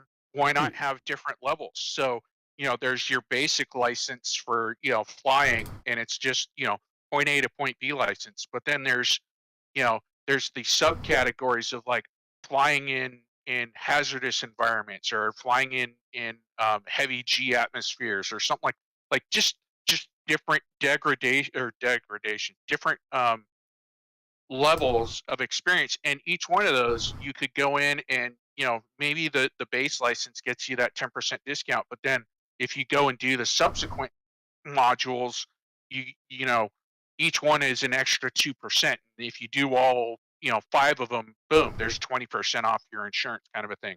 But at the same time, you're now familiar with flying in all the different types of environments in the game, and you can even tie that into like close proximity, city approaches, kind of a thing. You knocked off that subcategory, and now you're cleared to stealth pilot into your landing zone in Arcourt because you did that little step.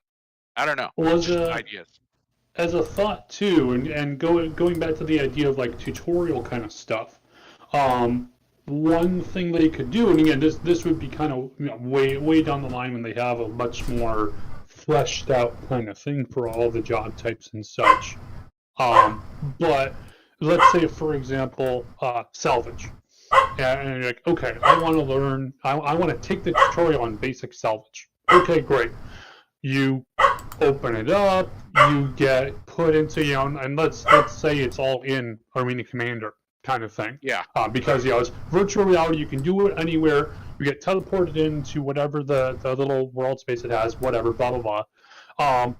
Here is a vulture, your basic solo salvage ship. Here's the basic stuff you do with it. Okay, here is a wrecked ship. Go ahead and do the stuff we just taught you. Okay, great. You've completed the basic tutorial. So that right there teaches someone who has no idea what the fuck this vulture thing or the salvage thing is what to do. But then you would have like challenges, kind of, do it in this amount of time, do it with this amount of efficiency kind of stuff that, if you hit that, hey, that's now going and giving you those bonuses. So it's both tutorial and test. And if you pass those little extras, hey, here you go. Here's your reward for your skill. Yeah. Have it, different levels. So like, okay, the base level was a ship floating in space, dead still. You want to take the advanced, you complete that, then it says you want to do the advanced course, and you click yes, and it's okay. Now you got a tumbling ship in an asteroid belt. You need to figure out how to get it to, how to get in there and salvage your pieces off without, destroying yourself. Like, just different. Now the asteroids are moving. levels. Now you're in the middle of a battlefield trying to salvage for some reason. Yeah, just different episodes basically, and they have them be accumulative of advantage if you complete them. And again, like we were saying, nothing major, but just enough that you're like, hey, I learned something and I got a little perk out of it or something. Yeah. Like I said, you wouldn't get much, but it's a 5% discount, 10% discount. It's like over time that adds up, especially if you're a new player and you're wrecking your ship a lot. Like, that's going to come in handy. Yep.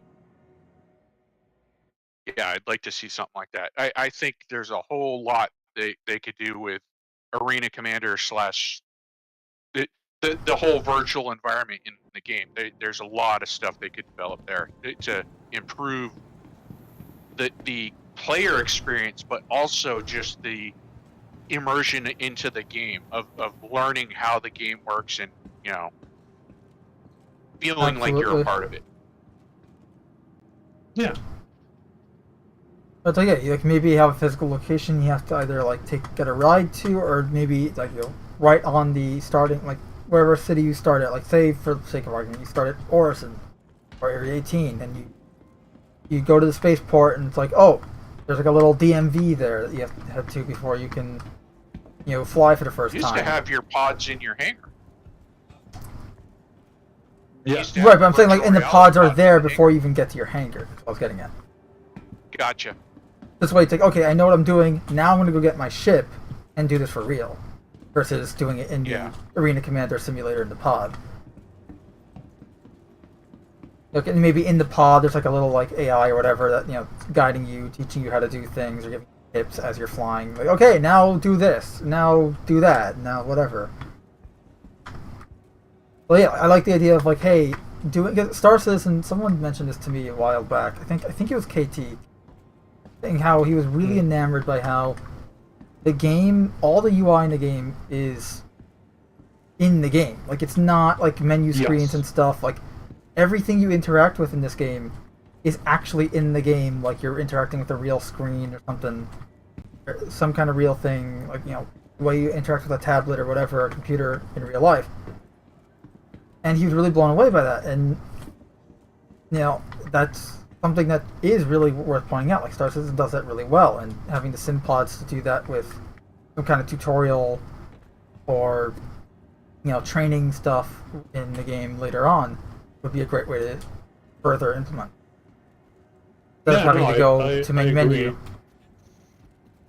And on the note of tutorials or other aspects like that, it offers a very unique approach to, hey, we're going to gamify some stuff here, but we're gamifying it in a way that still obeys the internal laws of the universe we've set up. Because too many times it's like, oh, well, how does that happen? Well, it's a game, suspension of disbelief. And most of the time, players are like, okay, yeah, you have to have some suspension of disbelief. You're playing a video game. That's kind of the whole point. Not having to have that suspension of disbelief is really cool.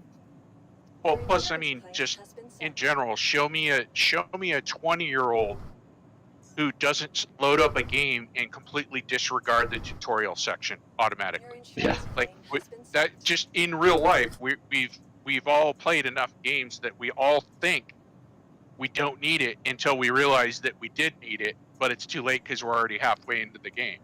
Like, so yeah. I think it's really important they find that way to kind of balance it out. To get the player to actually want to do the tutorial without kind of realizing that they're doing it in a way. Like Half-Life 2. Shoehorned.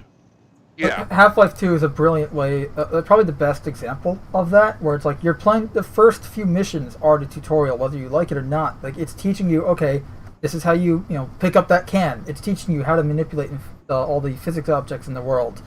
The whole navigating the world itself when you're then following Alex to Piner's lab and all that stuff. Yeah. Like, no, I get that part. It's just like I hate it when you play a game and it doesn't give you that option. It like makes you go through the tutorial. Oh yeah, where it's like, okay, you're doing the tutorial level now.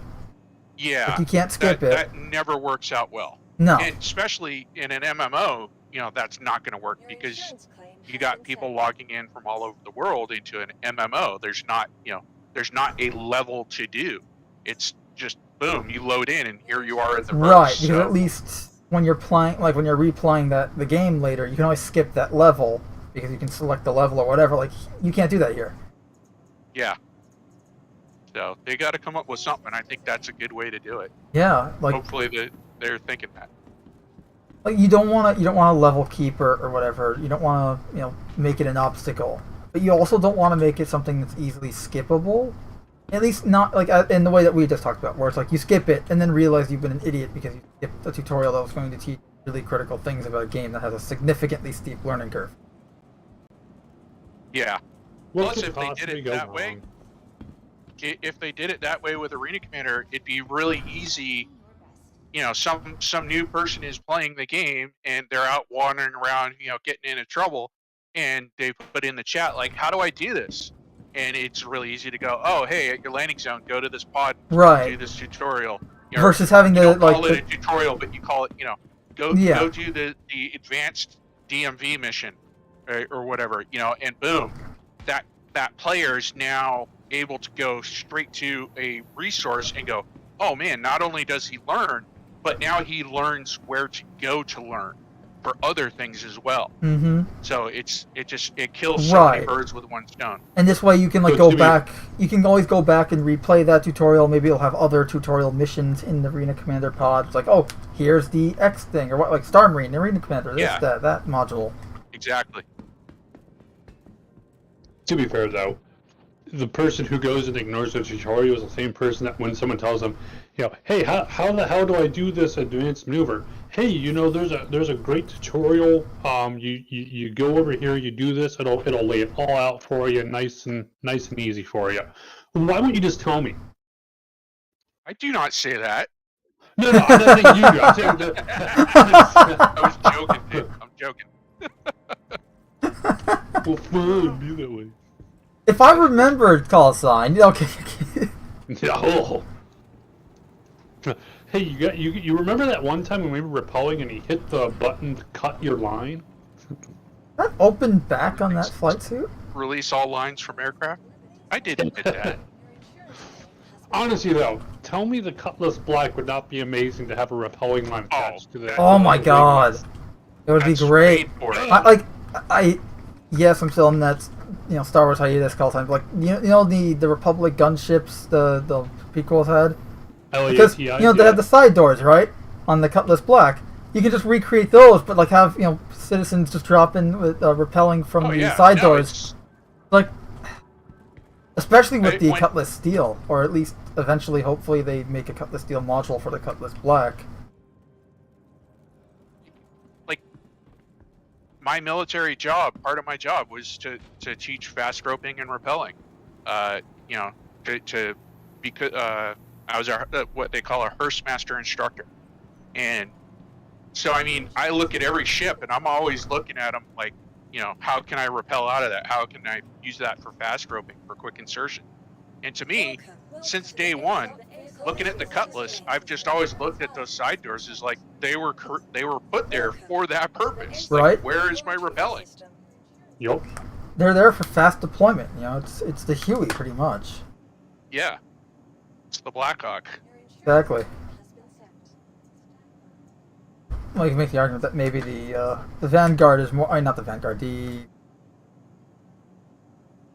Valkyrie is more of a Blackhawk compared to the Cutlass. Your insurance claim has been sent. Yeah. I just want it. Want it to function. But anyways, I think we killed that. Yes. It is significantly dead. The IAE 2952 free flight details, by the way, obviously we talked about when it's starting, when it's ending, November 30th at 3 p.m. Eastern. No code required this year. Players just have an account and ability to download the game in order to play. You get a free Aurora MR as part of the free fly. Rental ships will be available to all players regardless of pledge status. The Expo frequently asked questions states the IE will be, actually again the dates, the free flight itself set at the same time. It's all stuff we already covered. The only thing we haven't covered yet is that there will be individual manufacturer badges, IE badges, awarded to those who attend those days, alongside an IE badge to whoever attends a majority of the event on Spectrum. The best in show rewards will be distributed at the end of the event. You know, we have the things on the screen right now. And the Warbond CCUs will be available each day. And limited hull ships available to pledge this year are the Drake Kraken Privateer, Origin 890 Jump, Aegis Idris P, and Javelin, which obviously have all been sold out already because it's no longer those days. The Consolidated Outland Pioneer is next, along with the Miscall E and the Constellation Phoenix. And the times for these, they're doing it in 3 waves. So wave 1 is going to be at 4 p.m. UTC, which will be 8 a.m. Pacific time. Then they're doing wave 2 at 12 a.m. UTC, 4 p.m. the day before Pacific time. And then wave 3 is 12 a.m. Pacific time, or 8 a.m. UTC. And obviously, they sell out in seconds sometimes, if not minutes. So, the good old, was it F5 game, right? How fast can you refresh before purchasing? Yeah, I'm not a fan of them doing the limited stuff like that. No. Yeah. It's too much FOMO. It's marketing. Yup. Absolutely. I also just don't see any reason for it aside from that. Like, people are going to be buying this whether it's limited or not. In fact, you're closing some people out who want to buy it. Like, Yeah. they're really going, let me give you my money. Like, they believe in the project, they want to get a ship so that they can be better prepared for when the project goes live. And you're... Come on. Okay. FOMO. Yep. Not a fan of it. Yeah, I just looked. The Idris and the Javelin are both not available. Yeah, because it's not Aegis Day anymore. Oh yeah, they sell out within like 5 minutes of them going up. Yeah, besides, the last wave was like 3 a.m. Eastern this morning. I just wanted to absolutely make sure before I dogged on them. Right. But yeah, they do it in 3 waves, and there's a lot of FOMO.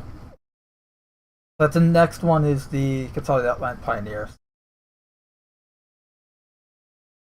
I will say this: if anyone listens to this in the future, and it's the expo's still going on, if you've got money to burn, and you really, really want to get something that you think in the long term will be a end ship, I would say get the Endeavor. Yeah. It's Yeah. it's gonna go up.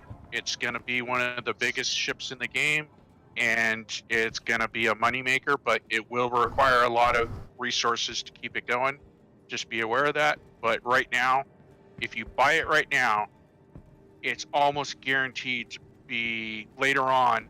You know, a few years from now, it's guaranteed to be double, if not triple, its price. And it would be a worthy investment because it's going to be a really cool ship. It's going to be modular. You can use it for farming, for scientific research and exploration, or for making drugs, or as a hospital, or like it's essentially just a mobile space station that you can own. So Yeah. And just buy the ship. Don't buy the modules right now, because Right, 'cause you'll be able to buy those in get the game. modules later on. yeah, the ship is the important part. The modules you can buy separately, and they may even add more modules later on anyway. Yeah.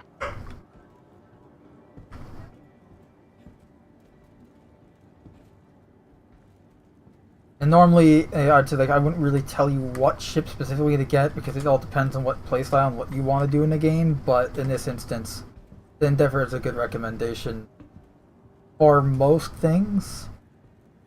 Well, bear in Yeah, mind though, it is and going as to in- be it's a large multi-crew ship. It's meant to Right. be more of a almost floating station, at least Yeah. before we start getting things like the Kraken. But I mean, it could end up being the similar size to a fucking Kraken. We don't know. You know, it might be much It is smaller. going to be big It- already, so Yeah, I mean, we just don't know. I mean, it could be tiny to where it's just, oh, it's a bunch of little itty bitty modules. You can connect up to 7 of them together, kind of shit, or it could be fucking huge. Well, there's God, I can't think of their names right now. I don't know if this is the proper name.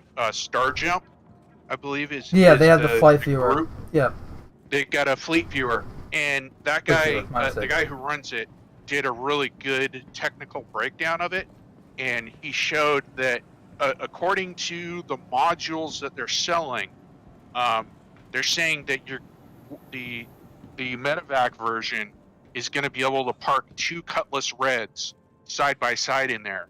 right. And he broke it all out, and he basically, from the dimensions of the Cutlass Red, he showed that basically all the geometry to fit the human players and all that kind of stuff, that thing's gonna be on the level of a what's the smaller one, the Javelin or the Idris, Idris is a smaller one. the smaller one. So he said at minimum you're looking at Idris size, if not bigger, depending on how. Yeah, this how thing they is go going with to the be a other big modules. because it's supposed to have a space like a hangar module where you can land ships in it on it. Yeah. So It's definitely going to. It's definitely an unknown. You're right, Cam. Like there's a ton of variables that are unknown. So subject to change. TM. right, because it's in Um, concept. So But it's definitely going to be one of those ships that you park off out in null space and then you do all your organization stuff from. It's not going to be something you and just 5 guys operate out of. That won't be possible. Yeah. plus the but- upkeep costs for bigger ships is going to be insane later on. But Yeah. one other thing though too that could happen. Again, I'm not saying it will happen, but it could happen. Welcome. The Endeavor and its modules, like the information we got from, I mean, we were getting that information, what, 2017-ish, earlier?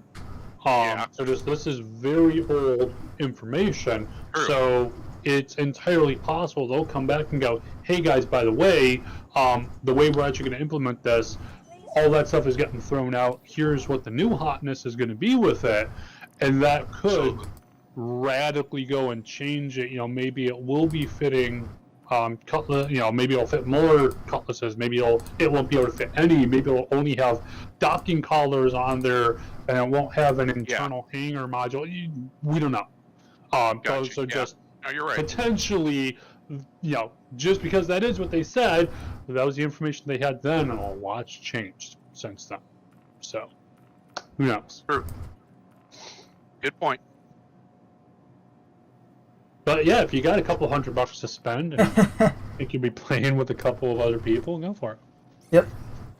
Otherwise, like my personal recommendation, get the Vanguard Warden. It's a good, at least for combat. It's a good, single fighter, long distance, and it has the ability to support other people, and not like a whole crew, but 2 other people. Got an engineering station and a turret position. You actually brought up a really good thing, which is people need to think about the size of systems, because right now your only experience is Stanton, which is a very, very small system to get across. So pretty much all the ships that are in the game right now, they have no problem getting around in Stanton. But if you go to the star map and you start looking at the size of other systems, the range of your ship is going to be important to you. So if you're doing purchasing, keep that in mind before you hit the buy button. Because like a lot of people think of the Gladius as being the hot little fighter plane, and it can tear some things up. But if you try and go across Pyro with that thing, you're going to have a resupply, some way of refueling that thing every so many jumps, because it doesn't have range. So that's something to think about is when you're buying ships. On the other hand, though, and we don't know, and that's absolutely a great point, in that Stanton is supposed to be like on the smaller, like if you divide the size of systems into thirds, Stanton's like in the smaller, like on the larger end of the smallest third of all systems. There's going to be some huge ones in there. I think there are like maybe 2 other systems that might be smaller, but that's it. Like Stanton's one of the smallest game plans. On the other hand, though, and again, this is looking not just while we're in the alpha here, but looking at a fully realized Star Citizen, they're very likely not going to hard lock people out for going like, hey, you've bought yourself a Mustang or an Aurora. Well, guess what? You just can't go to these places. Sorry. That's just not for you. They'll probably have transports available that you could... Well, exactly. Well, transports, they're going to have, bearing in mind, too, you're going to have a lot of NPCs out there. You're probably going to have all kinds, you'll have, oh shit, I'm out in the Pyro system or wherever the fuck, and I'm running real low on fuel. Well, I just came across this shifty-ass NPC who's charging me a 200% rate increase on buying fuel from what I would normally buy it for, but fuck, I got no other real options here right now, so okay. That kind of a thing. But you don't want to be planning for that. Like, you don't want to have to jump across a system going, I hope some NPC is out there who can refuel me. Like, that's all I meant, is like, you need to be thinking about that before you hit that buy button. Like, just take that into consideration. That's all I'm getting at. I'm not saying this is how the game will be. Yeah, no, and also too, for anyone who might be going and getting second thoughts too, at minimum that would just mean, hey, make friends out there. Talk to people. Use that global chat. Use some of the Star Citizen Discords out there, whether it's the subreddit's official Discord, or going on Spectrum, although honestly Spectrum can get kind of toxic at times. Indeed. Or our own even. Well, yeah. And just talk to people, because hey, it's not a bad idea to go and have a Rolex of people you can pull up here and go, hey, does anyone happen to be near this system and this planet? Because I'm kind of low on fuel, and having someone go, oh, yeah, I'm in the neighborhood, I can pop over. Yeah, here's my name in games. Go ahead and send me a friend request, and yeah, we'll get you going again. Easy peasy. Yeah, I'm hoping the fuel rats decide to come into Star Citizen. I'm pretty sure they will. I'm waiting. I have their org name. No, like you've seriously. taken it? There was, I don't know if you remember, but I want to say like 2015, 2016, there was like a big run on org names where everyone was like taking names. And I reached out at the time. I was like, hey guys, are you planning on coming into Star Citizen? and I got a big resounding no at the time. So Okay. I kind of went, okay, well, fuck it. Just in case, I went ahead and registered their name and their as an org, and I've been sitting on it waiting for them. And I put out feelers saying, hey, contact me. I'm not trying to troll your thing. I want I'm to just give it to holding you. it for you. Yeah, and I still get no response. So I'm just waiting for when they finally go, okay. So you might also need to reach out to different people, because like who you're reaching out to might. Well, I'm reaching out to their how you contact them if you actually need the fuel, and I just keep getting no, we're not interested. So yeah, someday. I mean, part of it is too, at least at this point, yes, you have refueling as a bare bones mechanic, but I was honestly really surprised. There really is no functional need to do it right now. Like, I'll see once every 10 or 20 play sessions, I'll see someone going, hey, anyone got fuel? But just as it is right now, and part of the problem with it is, well, just if you are playing any kind smartly, if you have half a brain going for you as the game plays right now, you are not going to run out of fuel. Because I mean, you get told literally, if you jump this far, you will be out of fuel, or it's too far. So really, the only time you can ever really run out of fuel is if you jump to one of the Lagrange points that doesn't have a station. And I think even by now, I think they've all got stations. I don't think there's any, because I think they filled in all the other ones. Because it used to be there were a couple where it's just an asteroid field. There is no station there. And people would jump there and go, oh, shit. I think they all have stations now. At least most of them do. Yeah. So it's like, as it is, there's pretty much nowhere you can go to that you won't have fuel. So it's like, just as it is, and like I thought, I was really surprised by it that they put this feature in. Normally they go and they kind of shoehorn the gameplay to make you use it, but it was just kind of like, there's no real need for it right now. So I'm just wondering, how is it going to change from what we have now to what we will get to where beyond, and I mean, maybe it'll just be, look, if you want to get to that location over there, a single tank of fuel will not take you that far. You're going to have to refuel. Maybe it'll be something like that just your average single-seater fighter won't have that kind of range. So you'll have to have those ships out there, but... Well, I think it goes back to the size of the systems, because Stanton, I don't have the stats in front of me right now, but if I remember roughly correctly, is about 5 AU. Something 5 or 6, like that, yeah. And Pyro is supposed to be something in like the hundreds.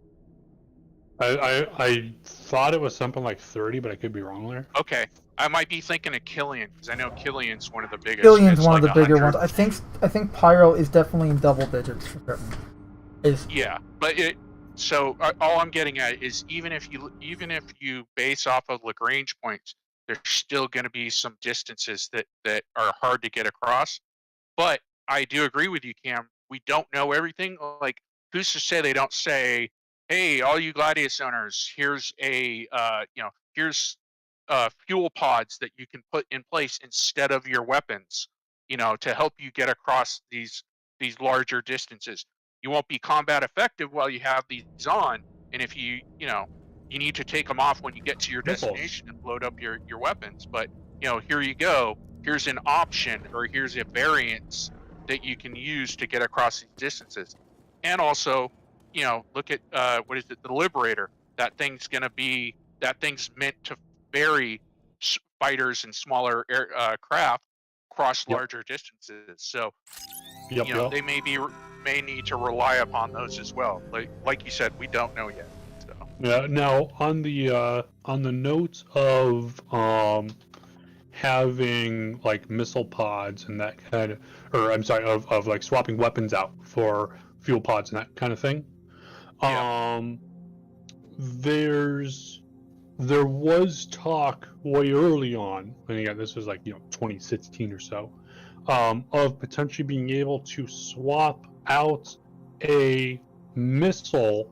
So it's like instead of having a missile that fires off and goes kaboom, you could have a cargo pod in its place.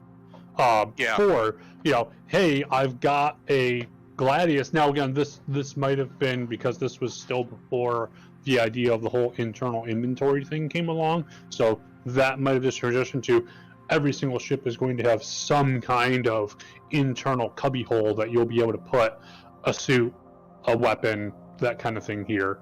So that might have been scrapped, but I still really like that idea of you have this mount, you can have an offensive weapon on there, but you could also choose to have, hey, yeah, I want to be able to put some extra cargo on here, because I mean, a size 2 missile, you might be able to fit a weapon or two, maybe a suit and a couple other odds and ends in there if you fold them up there, and that might be enough to go and turn the tide where before you would have been screwed in some situation here. So I was also thinking you could have some kind of a fuel pod, because I mean they have those nowadays for modern jets to where it goes on the missile pylon, and it just hooks up to the fuel tank and just gives the jet more fuel to give it that longer. I mean, they've had that for decades on jets too. That's old concept. They've actually had exactly what you're talking about, Cam, for all the way, as far as I know, even before the F-14 Tomcat. So back into the 70s, it looked like a fuel pod, but it was actually empty space, and you could open the door, put your kit inside of it, close it up, and then the pilot could fly the plane. I know about the Navy side of it, so that's my only experience. But so basically, the pilot could load all the stuff into that basically essentially an empty fuel pod, but it was designed specifically to be empty. He could put all his stuff in, leave the carrier, go to land, and take all his stuff with him. So I mean, they've had it. It's in the real world. We're doing it. It makes absolute sense that they would bring it into the game to me. By the way, Pyro is 13 AU. Is 13? 13. And what's Killian?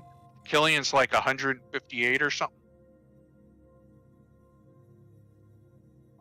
Stand by.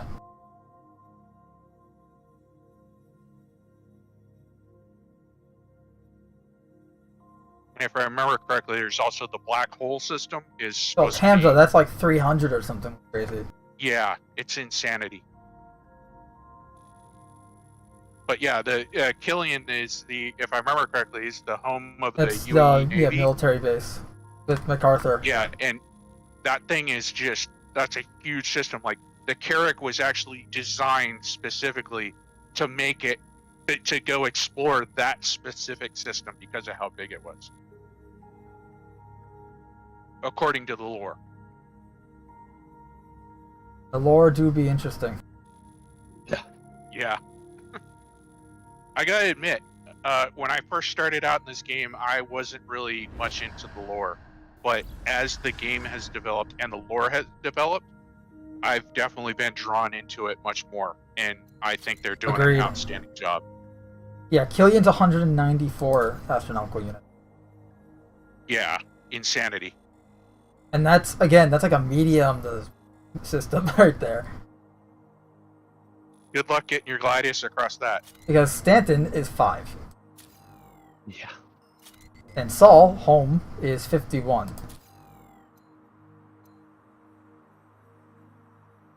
Trying to see if I can find Tamzo. Tamzo is that black hole system. I'm actually a fan of that whole idea because I like the idea of having the variety size of systems and the players needing to do that kind of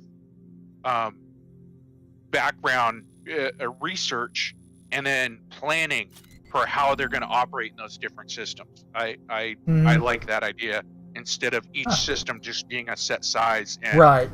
Everyone knows, oh, this ship can make it across that no problem. Well, also remember, a lot of it is going to be unexplored for us to explore and find out for ourselves.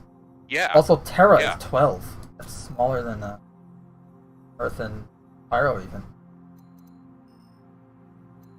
Nyx is another system we'll be getting soon. It's 11. Min is an interesting one because there's no star. It's 1. This is probably the smallest one.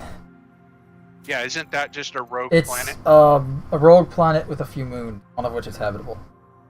Yeah. Boy. I'm gonna check that one out when it comes out. Agreed. I've been interested in that one for a long time. Same. I think you're the one that, can't let wait me know for. about it. The one I really want is the one where the a new jump point was found. People went, like, oh great, we found another planet, cool, great. Start up colonizing procedures. Everything was going along just ducky, and then the jump point closed and it never reopened for and it's been like 200, 300, 400 years, something like that. Like, I want to be able to find this system because it's just like, what are we going to find? Is it going to be a graveyard? Is it going to be a completely different society that has been cut off for hundreds of years here? Like, what are we going to, did they find another route? Oratani is the name of the system you're thinking of, by the way. Yeah. I'm on board with you, Cam. For all we know, and here's me really pulling stuff out of my ass. For all we know, they went and founded a huge empire and founded tech that we can't even think of, started finding other jump points, and they're the ones pushing the Vandal. There's rumors the Vandal are not pushing into human space but running from something else, and they're actually attacking the Vandal from the other side, trying to get back to human space. Absolutely could be. Yeah, and here's my question, Cam. Yeah. We know what players are like. I mean, look at the players came up with Operation Pitchfork. Okay, so that gives you a starting point for how players think.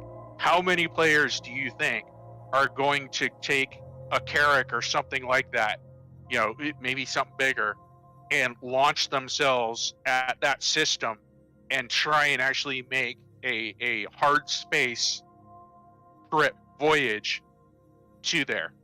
And do you think that CIG is going to allow it? I guarantee there's definitely going to be some who will try it, and that eventually there will be that one first org, and it would have to be an org that would do it. But honestly, I fully support that kind of stuff. Will CIG allow it? I think it'd be less. Will CIG allow it? And more a case of if they even start getting close, because the real question, the question we want is what's there. Yeah. And the answer is nothing is there until CIG builds it. So the real question would be, what has CIG built? And are they ready for that? Yeah. So just my thought would be when we start getting toward the edges, we start getting the systems around that one. Because also, too, bear in mind, if you're just going under system engines, it would take you literally years to get through. And it's just, the servers are not going to stay up that long. You would not be able to be on one server. They're going to go down eventually for wipes or other shit like that. It's not feasible currently to do it. People would still probably try, but it's just not feasible. But what I anticipate, at least right now, until we get definitive word otherwise, it would be similar to trying to fly into the sun of the Stanton system. You can see the sun, but if you try to fly toward it, you're never actually going to hit it. Because if you actually, for those who don't know, if you bedlog in a ship and log back in, and the game can't put you back where you were, it's going to put you at coordinates 000 in the system, which is the center. It's going to put you in the middle of the sun. However, if you then go and spin your ship around and look, in the map, if you look at the map, you open it up in your Mobius, you're going to see you are in the sun right now. But if you actually visibly look around, you're going to be like, oh, I see the sun over there. You cannot actually get to it. I don't know what quantum fuckery they did to pull that one off, but... And they're done that. I took the Um, terrapin and specifically tried to get into the sun because it was supposedly, according to its write-up, was supposed to be able to handle that damage. So I Yeah. went out and tried to do it, and Protect it from the exactly what you corona. described, which is got to 0, and everywhere I looked, I'm like, oh, the sun's over there. Oh, the sun's over there. Oh, the sun's over there. I'm like, Yeah. God damn it. Stop moving. Yeah. But that's what I would anticipate if someone even got close to it before CIG really has anything. And my assumption, and I could of course be wrong on this, but my assumption is, if and when we do get content for that built out, it's gonna be a server-wide event a la Xenothreat, a la Siege of Orison, to where we're going to be getting announcements on in-game screens saying, news brief, the jump Contact point me. to this system has started reappearing and is in the process of stabilizing. We think in a week it'll be stable enough to send ships through, kind of shit, because that gives you that build-up you really need to let people know, hey, we're having this event, come see what we built. Yeah, I agree.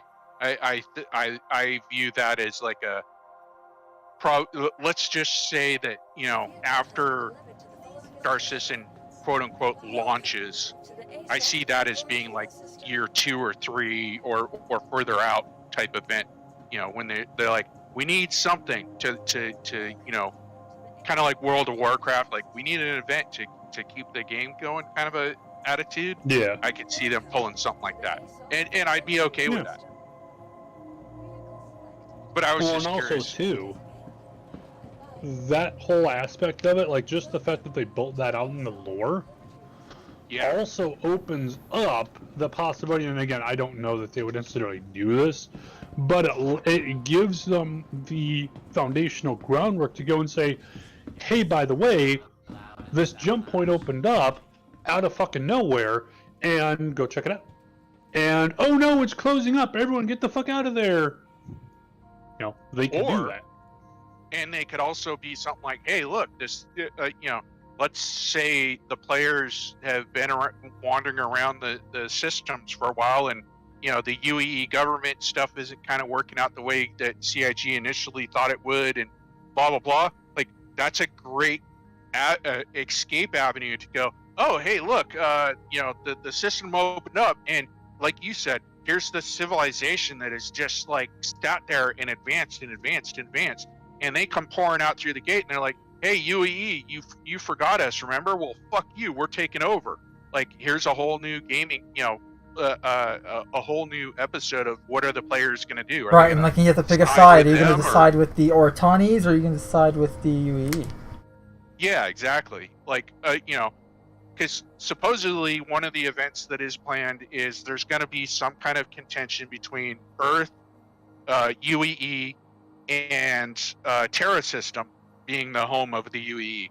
And so, once that gets settled out, and maybe a year or two after that, they bring this on, and it's like, oh shit, another major player event. Like, whose side do you go on? And have you even been there? Do you know who you're siding with?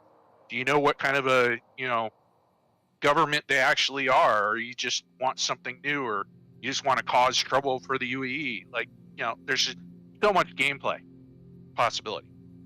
And, so and I'm also on board. Too, just being able to again, we're assuming they've put in their 100 systems, and all that stuff here, and we're a couple years in. You can easily go and say, hey, look, a new jump point has opened up. I wonder what's on the other side. Go find out, guys. And there could be other planets there, or who the fuck knows. Yeah, other jump points to other places that we still don't know about. Yeah, so it's like it's a very easy way to add in new content that we have no idea about because it doesn't exist right now, and be able to just say, oh yeah, surprise, here you go take a look. And honestly, it would be really interesting. I don't know if that they would want to try this, but it would be really interesting for them to go and say, oh yeah, we're going to go and here's this new system, great, and then 6 months down the line, oh hey, now you've got outposts getting set up. Now you have some real rough facilities being created by players and NPCs and stuff. A year in, okay, we start having some of these longer term settlements popping in and being populated, year and a half in, hey, now we actually have a actual city being built, and it can be done stage by stage here, potentially. Yeah. Well, plus I like the idea of what they bring with the storyline of just the fact that wormholes are unstable. We don't know. Yeah. Like, who's to say other systems don't have problems where, a wormhole closes and you've got to go around, 5 other jump points to get back into that system through a different jump point now. And maybe that's a constant variation, so you never quite know. You're halfway across the galaxy, and all of a sudden, hey, we just found a shortcut now that just opened up, and there you go. Now instead of taking a week to get there, it's 30 minutes or something, whatever. Yeah, lots of gameplay possibilities with just the idea. Nope. Unstable wormholes. So where are the worms? These are wormholes. The space I want to worm. know where's the apple. We are the apple. Are we the big apple or the small apple? No, New York's the big we apple, so we're the are- small apple. We are the little spoon to the galaxy. Speaking of the galaxy, the RSI ship, what do you think it's going to be? Or what do we know about it so far, I should ask, because you're more to know about it than I am. Now, supposedly it's going to be heavily based on modules. So, Interesting. This is something I actually have not heard about. yeah, Please so explain. it's the supposed big thing of it is that it's heavily focused on a couple of modules. So kind of think like a Carrick kind of ship, but not larger modules. And that's the main focus of the ship, as opposed to being like an all-rounder. But of Okay. course, then what these modules do is kind of just you might have refining, you might have. I think it's kind of meant to be more of a kind of on the same lines of the Endeavor, in that you get to go and kind of customize it to be how you want. Okay. But that's kind of the gist I got from what got leaked. So who really knows what we're actually going to get, because also too there was apparently some back and forth, and some of the leaked information was months out of date and was redacted, and apparently an employee somewhere is in real hot water because they shared stuff. Like, most of the leaked stuff is stuff that's like data mined and stuff they're like, okay, no, that's fine to kind of share. But apparently this was stuff that was specifically outdated, and they're kind of like, whoa, hey, someone is specifically painting an incorrect picture, as opposed to just leaking stuff of, oh yeah, we plan to do it. This was stuff, we do not plan to do this, and someone is telling people outside the company that we plan to do this. So Okay. apparently there was a bit of a stink there. I heard about that. Yeah, so we don't really necessarily know, but I guess we'll find out on RSI Day probably. Okay. Yep. Yeah, I had heard about that whole stink about the leak stuff. I just didn't know it was pertaining to that ship. Yeah, Okay. I didn't know about the leak thing. I just knew that about the ship. We don't know necessarily that the whole stink about the leak was with that ship. All we know is that it pertained to one of the leaked ships. However, of that, the 3 were pretty much the Cutter, the Medical Pisces, and the RSI Galaxy. So we've already got the Cutter. Everything there seemed pretty spot on. Medical Pisces, I really don't see any surprises there at all. No. So that does Yeah. really only leave the Galaxy. Okay.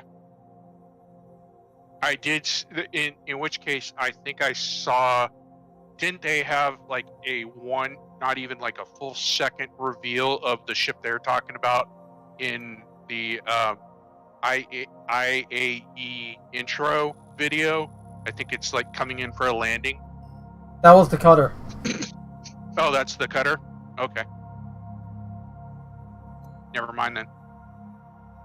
Yeah, that was what, like 2 weeks of everyone speculating, or 3 weeks of everyone speculating, oh, what can this thing be? It looks big, and the freaking cutter. That was great when I found out that was the cutter. I'm like, ah. Everyone's just like losing their, like, oh no, it's gonna be this big. It's got like, cause I'm thinking like it's probably gonna be a smaller ship. And they were like, no, it's gotta be big. It's gotta be big. I was like, okay, like I can see how it could be big, but you know, we'll just find out. And then we find out that it's the cutter. I just had an idea, Mando. We've got a mission. I think it'll be hilarious if we start an initiative and we get the cutter best in show next year. Yes.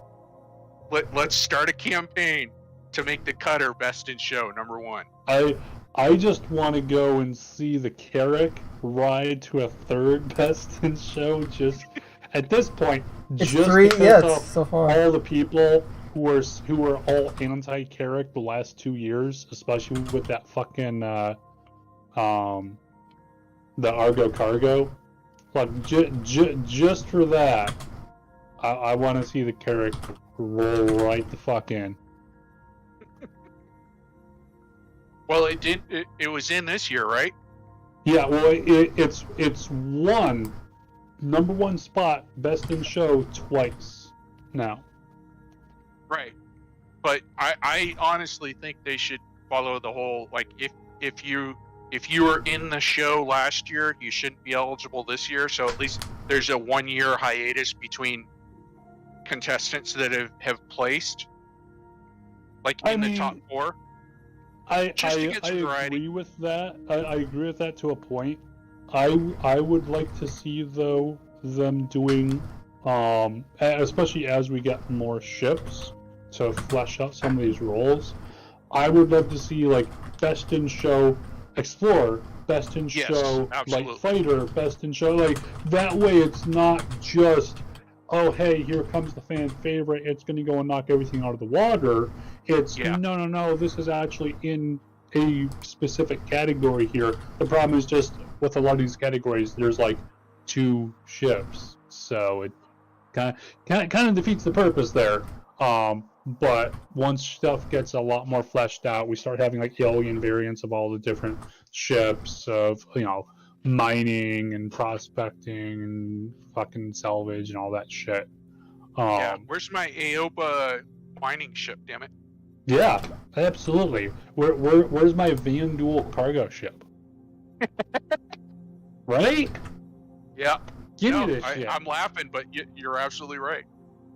Although I still can't wait for the King ship to be in fucking the PU. Yeah. Just because I cannot wait for the balls to the wall, every single player on the server, however many players that is, everyone just going after this. Yeah, just kamikaze that thing. Essentially, you think Xenothreat was a big, everyone let's get together type thing? No, this is going to be so much better. Well, I mean, I want to fucking board this thing and just fucking start playing. You and me, we're gonna do like Pisces, flying through debris and shit, trying to get into the ship, and then flying in the ship with the Pisces. Here's the thing, though. Here's the caveat: if they bring in the Van Duel, the King ship, they need to bring in not the driller. What was the name of the boarding craft? Oh, you're talking about the one that's supposed to go and that like impales itself into your ship. Because if they bring that in along with the King ship, oh my god, that's gonna be hell. It's gonna be awesome. Yeah, the Van Duel ship, it pierces the ship and then opens. It's like a series of needles around the cylindrical container, and it just drills and impales itself into your ship, and then just ejects troops into it. That'd be fucking terrifying. Why I want it. I want to see the Dreadnought. If they bring the Vandal Kingship in, I just want to sit back and watch the Dreadnought and Fire the Kingship go Idris-sized projectiles at a kingship. Oh, you're talking the Retribution, the UEES Yeah. Retribution. Yes, the Retribution, which is like supposed to be the largest ship in game, second only to the Kingship. Yes. Yeah, It's the largest human ship in universe. Yeah, I can't fucking wait. I mean, I guarantee we won't get it until after Squadron 42, but I can't fucking wait.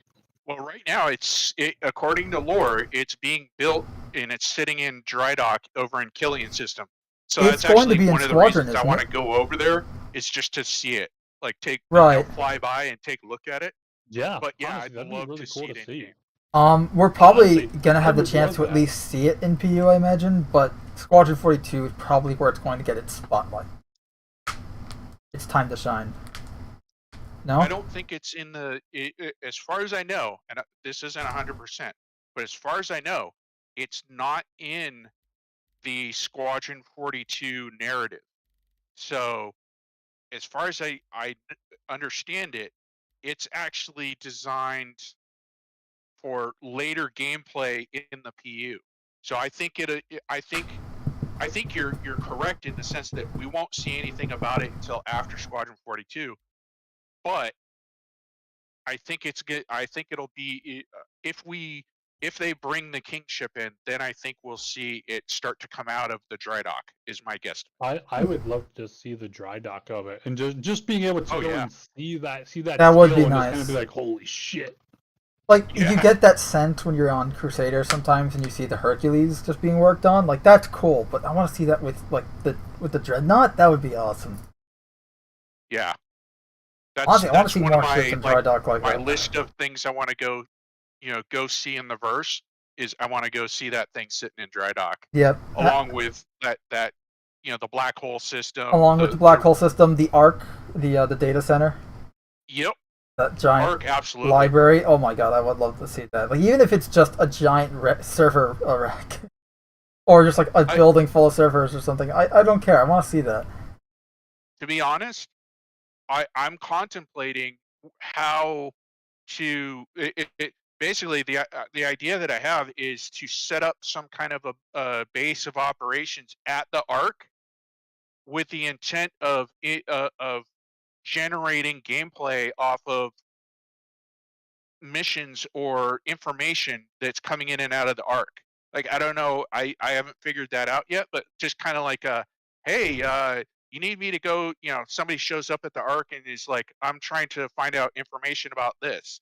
And they go inside and they come out and they go, well, I think I got a lead on it, but I'm not sure. And I'm like, you want me to go investigate for you? I'll bring it back. Whatever the thing is or whatever the info you want. Like, I think that'd be interesting gameplay. Yeah. Yeah.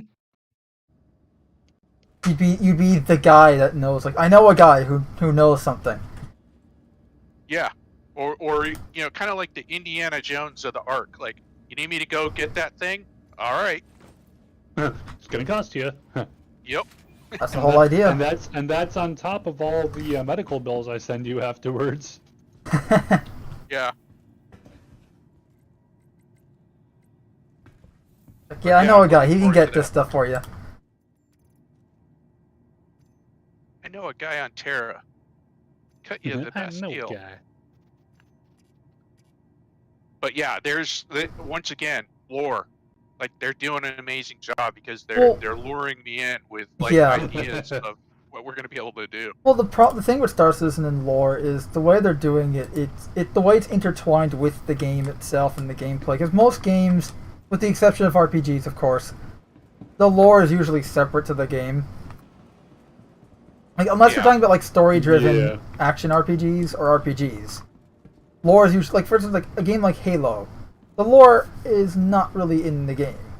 Because if it was, then it doesn't matter how much damage you take, Master Chief would be invincible. Stuff like that. Whereas in a game like Star Citizen, the lore teams and the mission teams work together. Yeah. Like the gameplay the lore teams team and is- the narrative teams work together to make the game. Like there's more networking, more intertwined in how things work. So like how things are in the game or how things are in the lore for the most part, and it shows. Like that's how I got into it. Like I found out about the lore just by playing. Yeah. Yeah, they're doing a really good job. Okay, I got about 10 more minutes. I What else think you we're got? kind of done unless we missed any topics. We talked about IAE. I know how to end it. We can end it by watching the recent episode of the IAE. With Jax McCleary. I haven't seen part 3 yet. I don't know what, or sorry, part 4. Part 3 was with the dogfight with the Saber and the what's race and the Gladius. That I don't know how Jax thought that they were actually going to shoot the barrels. I did love that yesterday. Just as soon as the As ships soon as started taking off, and I'm like, I just see them starting to turn towards you. I'm just like, oh, I know this is gonna happen. And that was so. Honestly, it was fucking beautiful.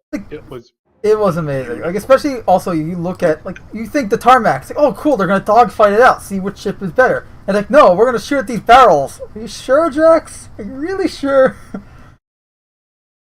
Yeah, and I mean honestly, the VFX of all of the like you know, It has me excited for Squadron going off on the cinematics. ship, and they're still shooting. Yeah. It was great.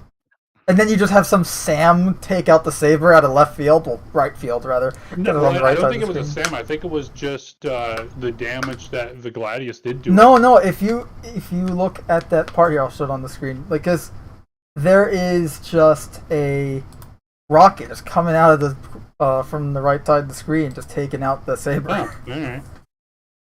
Like the Saber won, and then all of a sudden the Saber goes down too. But like through all the, all the hecticness that's going on the screen, it's hard to notice. And I like that they're able to do that. Like all this stuff is going on, and you can still, if you pause it, you can make out some small details. I'm playing part 3 first. No need to resort to fisticuffs. I'm sure people that watch this may not seen it. I don't know. Guessing. Not sure. Yeah, I just assumed that the damage that the Gladius did to it took it down just a second later. Alright then, friends. Gladius versus Saber. Let's settle this thing once and for all. Sans violence. I mean, I used to do this kind of thing on my show all the time. Are they ready? Sounds good. It's a bad idea. Oh, it's buffering probably because I'm playing Star Citizen in the See, background. we've arranged That's a okay. tower of barrels for each ship to blast. Each ship has the standard. They start turning it So over let's each see other. how that Manson Mantis GT220. Oh, yeah. And there goes the Gladius. Maybe we should get out of Aren't here. you glad? Wait. And right there, the rocket just comes out of the right screen, or right side of the screen, to take out the back of the Saber. Get out of here. Put the cutter. Oh, there it is. I love how he's like, finding like, where'd I put the cutter? So part 4, I assume, has to do with the alien ships. So how this goes. It finally happened. It I got hit does. with I've already pyro seen it. solar Yeah, just watch it. flares, and the cutter has frankly, well, not been herself. It's short. But by good fortune of the Banu god of backwaters, I found this marketplace. Ah, my good man. Do you happen to have a power coupling for a... Ooh. Are those Vandal parts? Now, tell me, are those Esperia replicas, or, are they the real deal? You like to walk on the wild side, man? I can dig it. I can assure you these parts... Whoa. Are you recording this, man? Oh, no, it's not what you think. Whoa, not cool, man. Whoa, not cool. But I'm super cool. Whoa. It's okay, I'm cool. Okay, yeah, not as good as yesterday's. Yeah, it was. It definitely felt like kind of just filler, but it was like, yeah, okay. I mean, to be fair, what were you gonna do with alien ships when you can't have the aliens in the game? In a series like this, where he's kind of in an adventure in the backwaters of space, like this would be the time where he runs into aliens, but they want to save the aliens for Squadron 42. So No, I mean they could have still had an alien ship as opposed to just yeah, oh, these are thrusters supposedly from They could have had. I was some expecting kind of an alien actual ship. event. Yeah, like he runs into someone Yeah. with a Banu ship or something, because the Banu and humans Well, I mean, are Banu good Defender. buddies. They're going, this is Yeah. a genuine Banu Defender, and Jackson's like, what are you talking about? This clearly is my, clearly these engines and this. Right, like he sprocket starts and this taking it other apart thing. because he would know. It's like, Yeah, like they could have done something. and that's like how he that, gets but into it's trouble. And he's like, you're bad mouthing my ship. It's like, shit. oh, there's that power coupling I need. I'm gonna go. Yeah, bye.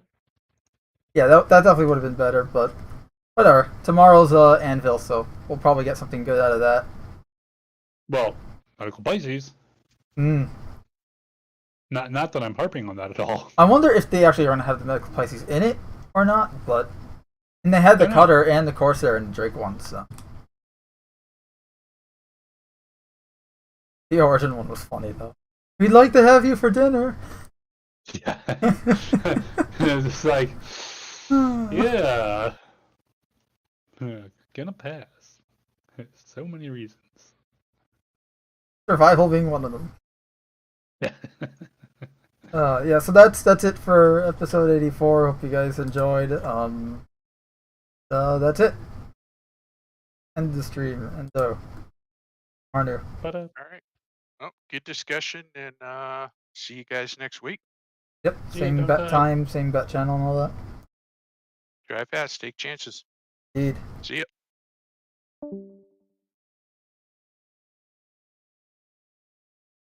Curious.